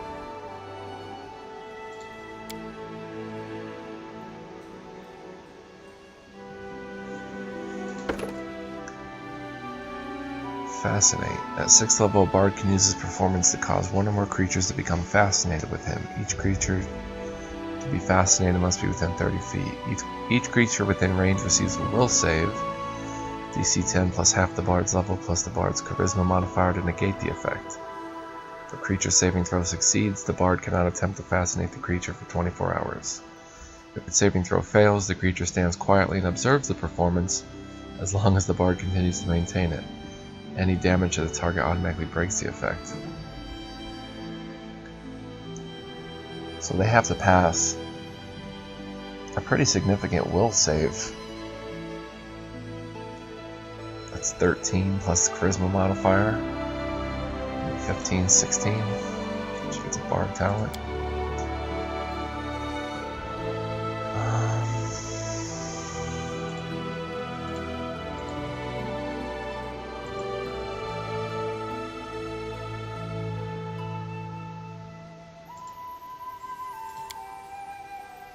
Bard talent. Oh, this is a bard talent? This looks like rogue talents.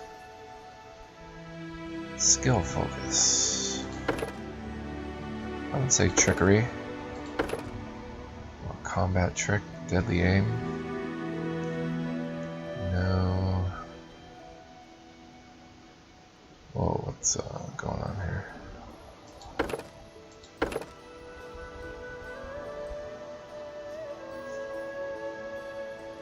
I think we'll give her a skill focus on trickery.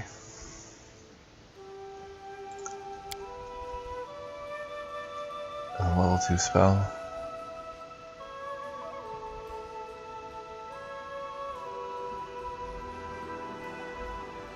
Cacophonous Call. 1 round per level will negates. You fill your target's mind with a blaring cacophony of discordant sounds, making it hard for the target to act and concentrate. The creature gains the nauseated condition for the duration of the spell. If it fails, its will save.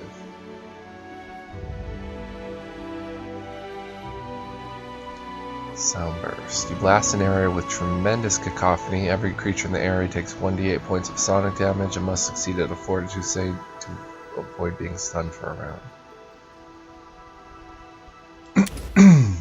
That sounds pretty fun.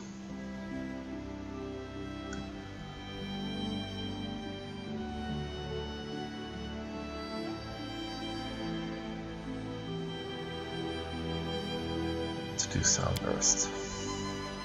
Oh. Level her up again. You know, I'm gonna not level her up again.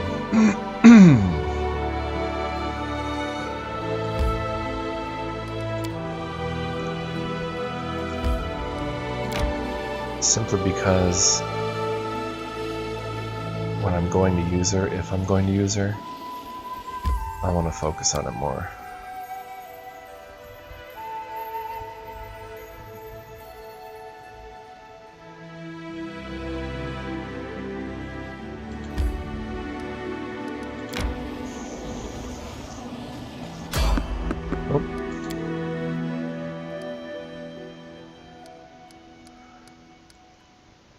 Let us fight.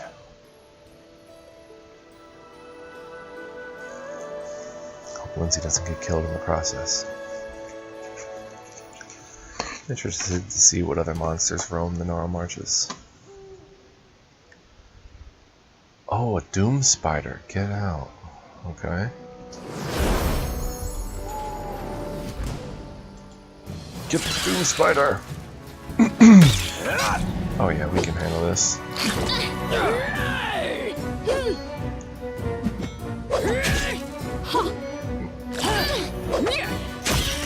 Boom. 67 XP, not bad. Oh, she took some dexterity damage. Oh, and she's venomed. Can you cure her, treat her affliction? There we are.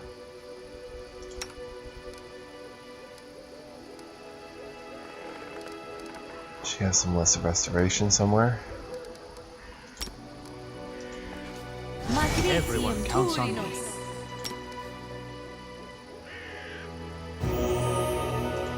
Wow, how did she suffer? Way back there. She had a lot of it done. Request. Magritium Turinos.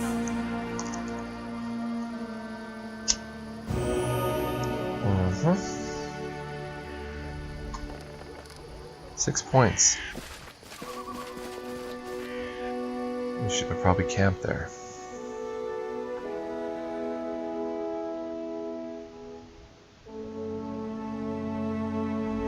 Destroying its phylactery won't kill a lich immediately, but it's necessary to defeat the monster.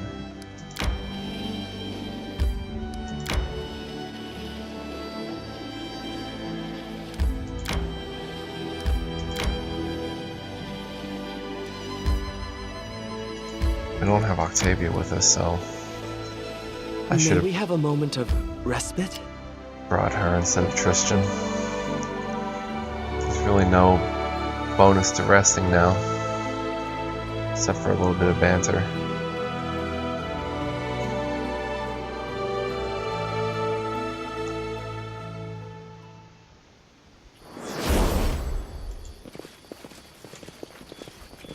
Like that, a burned out campfire still there. Is this the road?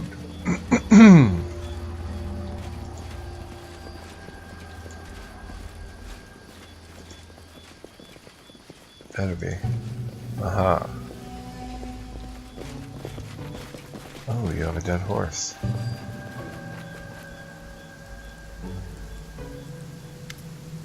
How did you fools manage to lose the horses? We supposed to carry these boxes ourselves? What even are these iron things, and why the hells do we need them? That's them, Lindsay whispers, pointing at the bandits. Caught red-handed. We'll show them what happens when you take someone else's things without... we'll teach them a lesson. These iron things will get us rich, blockhead. It's an alchemical transmuter. I've seen them in Ustalav. We just assemble it, turn it on, and it turns rocks into gold, all on its own. Don't just stand there, get in the harness. The immortal principality of Ustalav is a fog-shrouded nation of countless horrors in a once-proud realm that suffered under the clawed hands of the whispering tyrant for centuries. I knew that. You sure about this then? Alright, let's see if we can even get this wagon to move. Oh, my intimidate's good. You have 10 heartbeats to disappear. Go. Oh, Your Grace. The shipment belongs to the Baron? What did you get us into, you idiot? Run! That's right. Bandits. You too. Slow walker.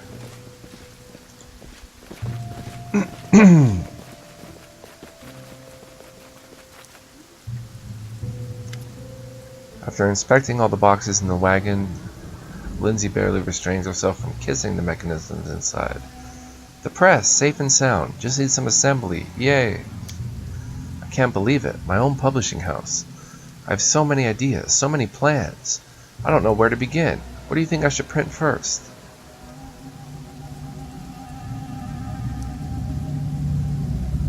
What would you like to print? I don't know, that's why I asked you. I mean, it's more than just a business decision, right? It's, well, a choice, a first step. It's not like my whole career will depend on one book, but I'll always think back on it. Remember when you finally got your own printing press, Lindsay? What was your first printing again? And I don't want to be ashamed of my answer.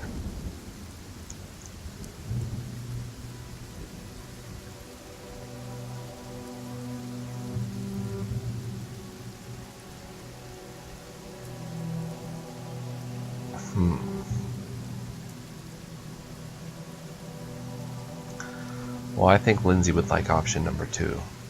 She's a little chaotic herself. Print something Iravetti bad, just to spite him. Haha, yes! Throwing truth in the face of tyrants. That's a bard's highest calling. Though I'd certainly throw something heavier in Iravetti's face if I could. Let's start with the truth. Print more to make a heavier volume, then bind it in iron to make throwing it easier. Let's get to it. I'll send for horses to get this delivery the rest of the way to the capital. Free building printing house ×1. Cool.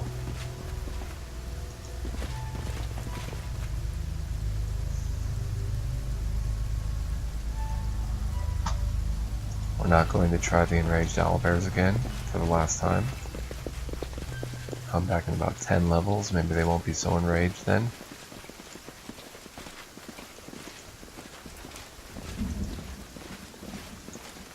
Maybe they'll just have left peacefully and I can explore what's up there.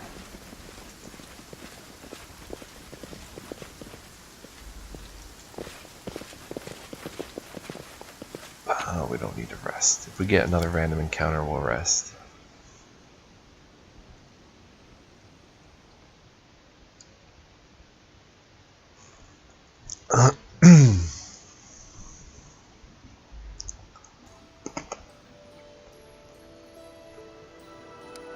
Well, while we're out here,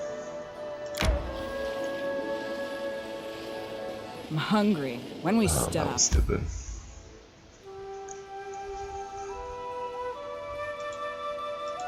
I want to see what's over there.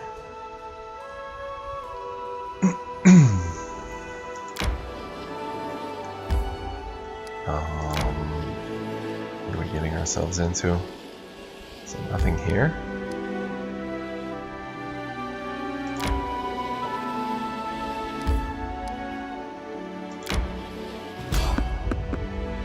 Dappled quagmire.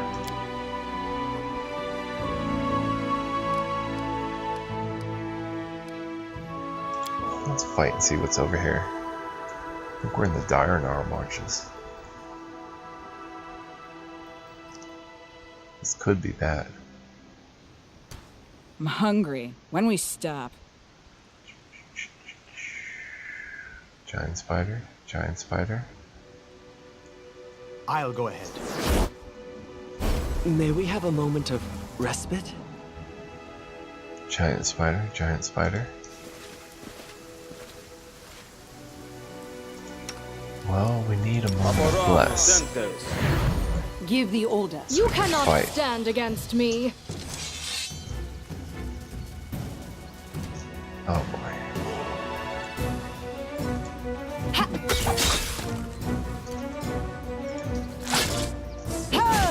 Oh boy, that's still a lot of giant spiders.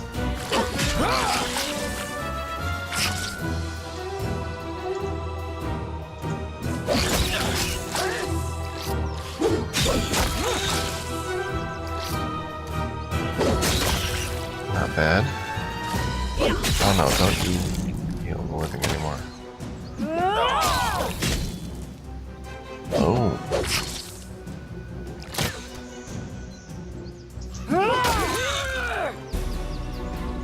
I don't know why I do pause every round anymore, but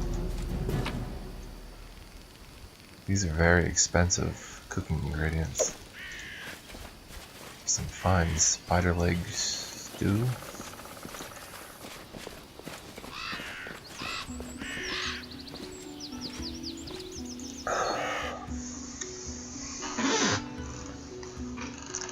There are two types of kingdom events, problems and opportunities. Address problems first, they can cause your kingdom great damage if ignored. Missing an opportunity won't hurt your kingdom.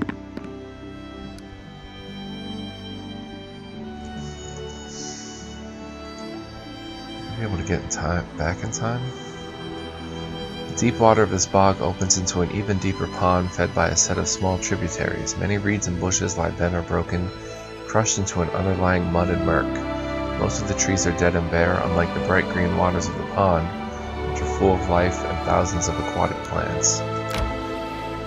Sounds fun. Oh man, how do I get there? Better yet, how long is it going to take me to get back? This way? No. Oh my gosh, this is a nightmare.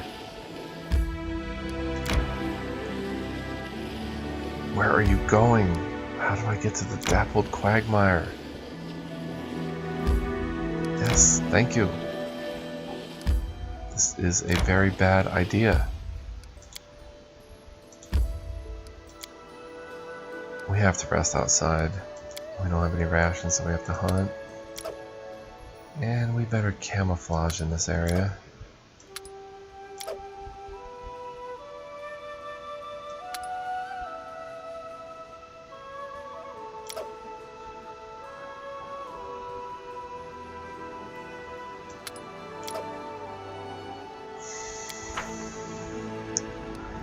Here goes nothing. 1 hour. All she had to roll was a 4. Just a 4, Lindsay. No banter, but that's okay. It's the 24th. I've never been here before. I have no idea what to expect.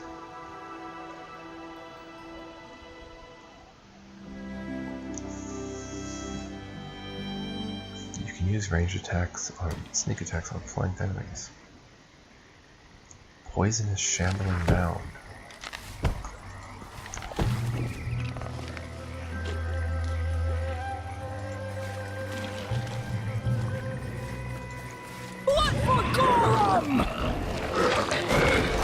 Alright, get in your defensive stance. You rage. You bane your weapon. You get lucky. You give us a little bit of the old bless.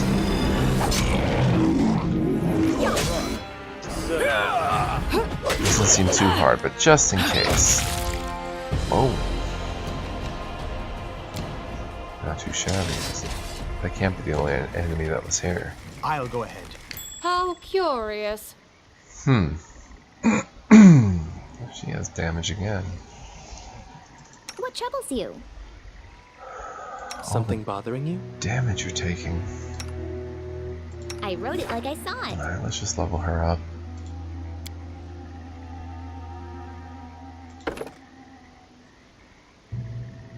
A 7th level bard can start a bardic performance as a move action instead of a standard action. And she can use Inspire Competence, which she already has, but it's now a +3 on all skill checks. I can't see making her anything but a bard.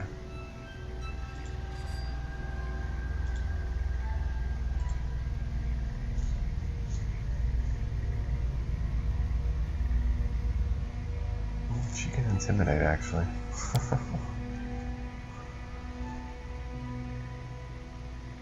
-1 penalty on attack rolls to gain +2 on ranged damage.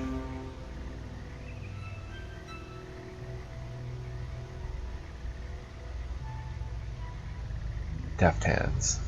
+2 bonus on all trickery and use magic device. If you have 10 or more ranks, increase +4. So let's give her Deft Hands. Level 1 spell.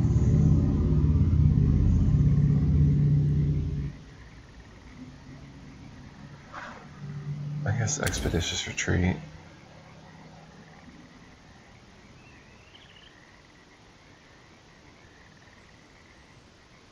Minutes per level.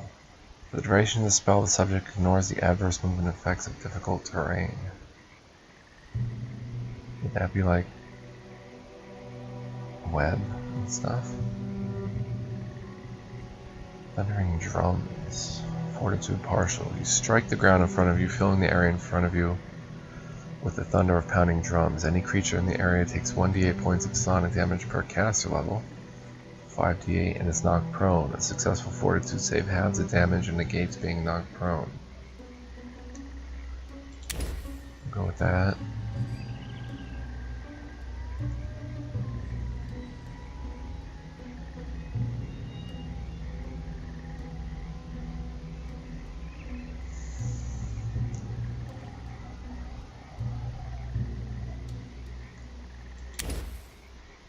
In case we're not using Tristan, make her our backup healer. Which we've been doing.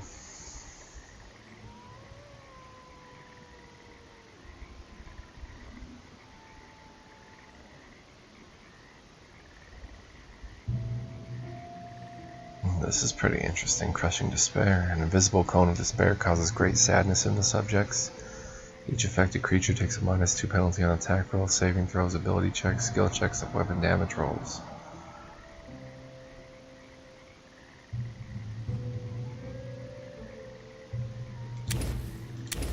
Let's give her Crushing Despair.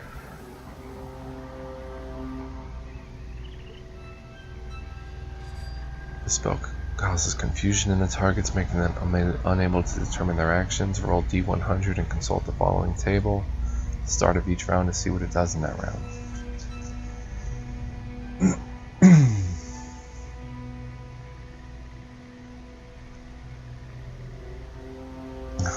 Does nothing but babble incoherently. Deals 1d8 points of damage plus strength modifier to self. With item in hand, attacks nearest creature. For this purpose, a familiar counts as part of the subject's self. I think we'll go with Crushing Despair. Thunderous drums.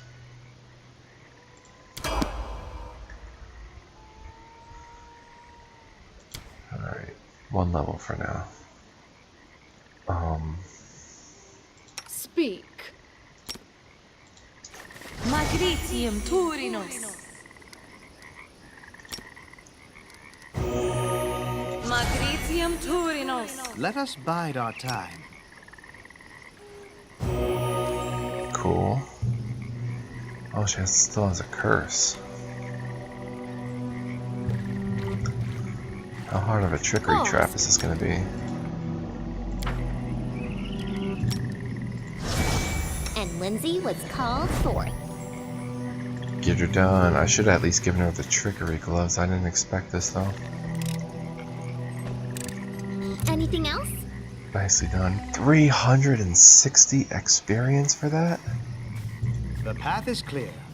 We are in some crazy high level area. Poisonous Primal Hydra? Tread lightly. What?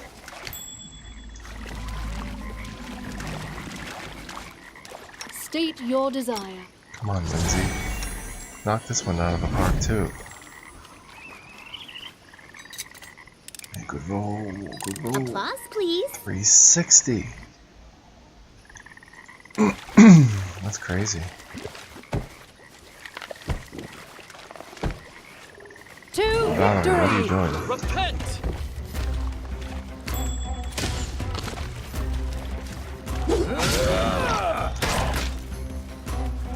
And again, Lindsay is taking damage from that aura he's casting. Or it's casting.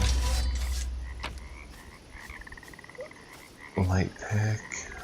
Fine hide. 209. Some coal. Rare roots. This is all strange stuff. Let us be careful.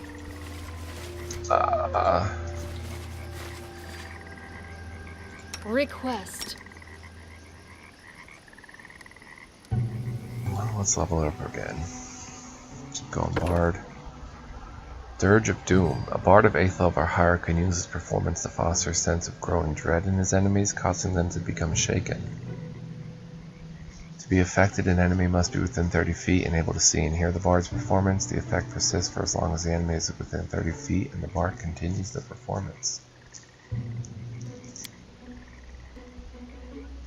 Oh man, what's her base values here?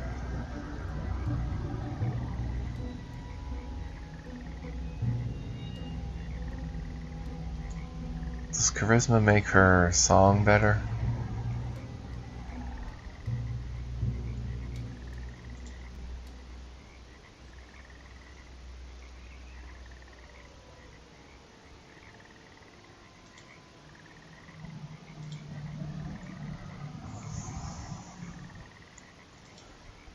Yeah, let's do that.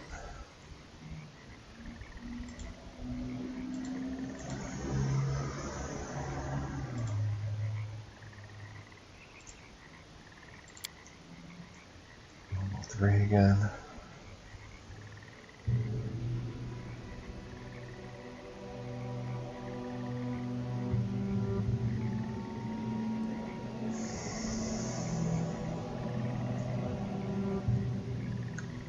See, if I'm not using Tristan, and I decide to use Lindsay, that's what I fear with these level ups. Like, if I use Lindsay and Octavia,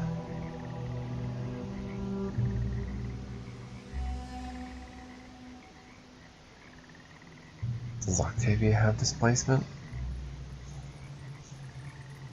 I don't remember.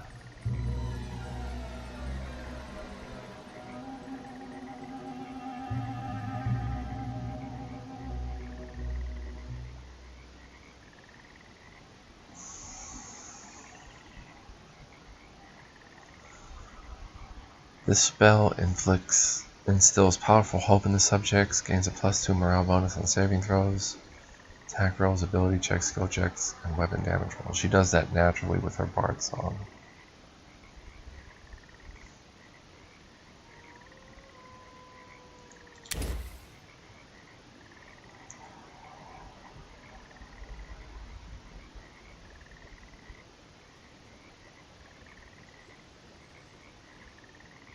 Even remove curse is a thought. So if we're not using Tristan, we're going to need someone to remove curses.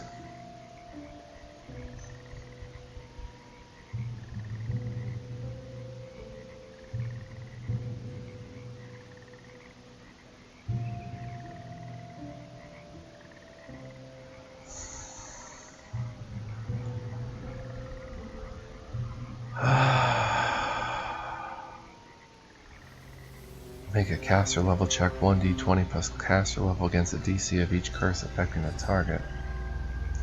Success means the curse is removed.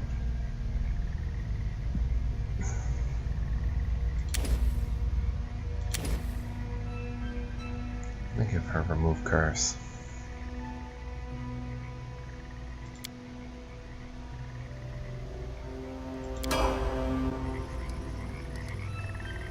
You have my attention. Magritium Turinos. Because I don't know if I'm going to continue to use Tristan. I like Lindsay. She's got a lot of dexterity damage. Share your will. Magritium Turinos.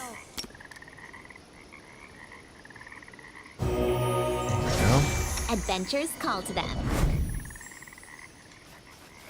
Another 360. Speak. Anything is possible.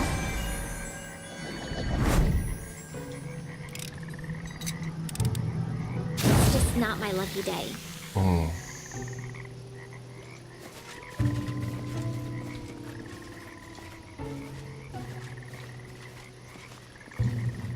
No, you fools. We will What are prevail. you doing?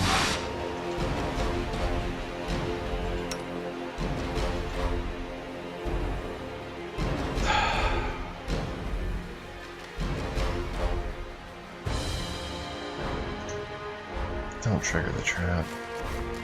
Run.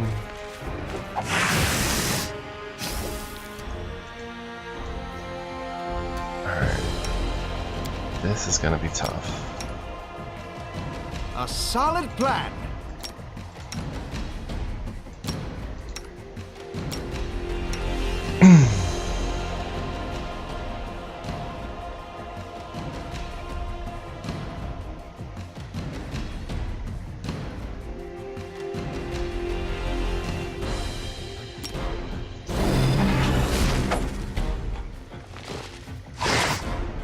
is that? Lindsay? Get out of there. What are you doing, Lindsay? Don't you have a crossbow equipped at least? Oh my gosh. I just want her to sing her song and hold.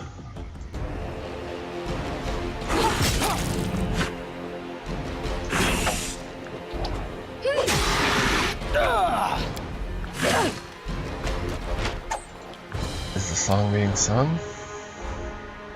I can't keep this up much longer.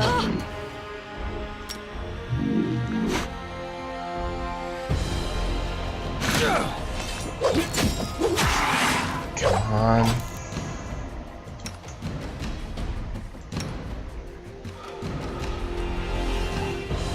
You spam heal living.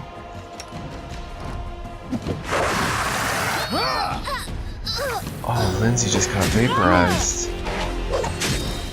Shaylin, save me, I haven't finished my book yet.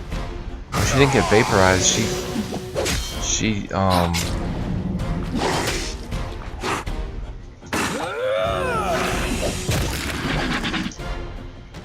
it for 480.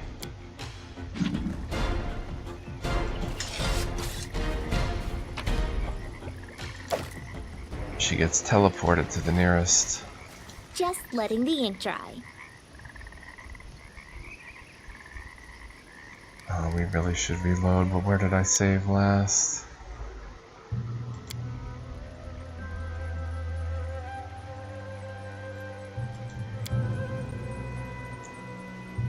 She gets teleported. She didn't get vaporized. She gets teleported back to Capital.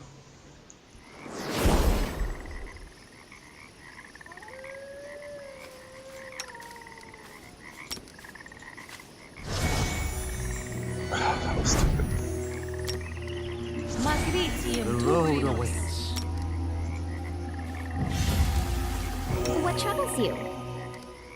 Share your will. Magritium Turinos.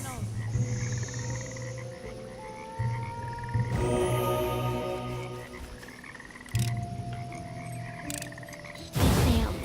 I'm sorry.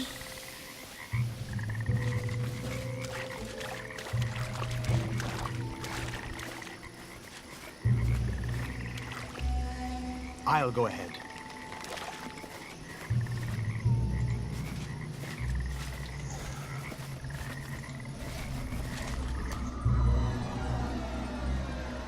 The path is clear. Give the order. What for Gorum? Repent!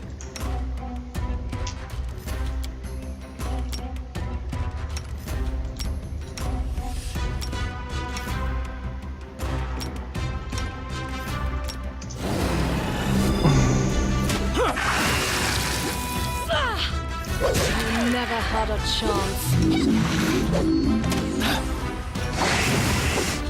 Spam us with that.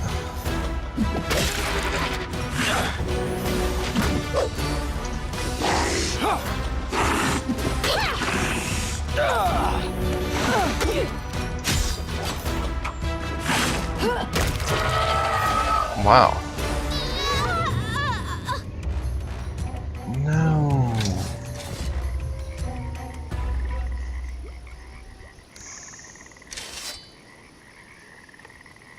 Lindsay the Magnificent? Lindsay the Illustrious? Something more simple, like Lindsay the Great? Maybe Lindsay the Indecisive.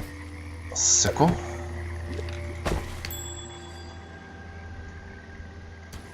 Yeah, Lindsay the Indecisive.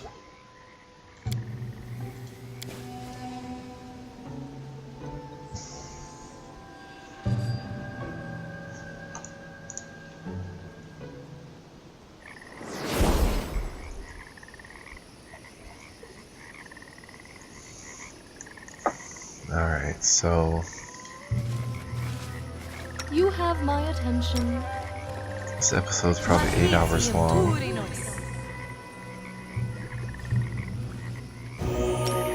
Just leave Lindsay out of the battle completely.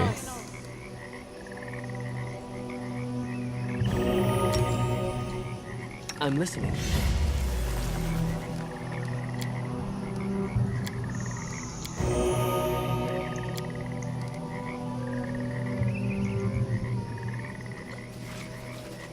And Lindsay was called for it.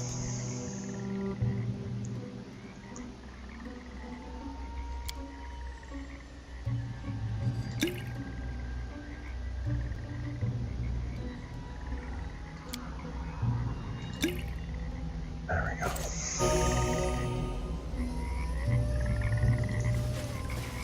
Man, I wish I would have prepared her now.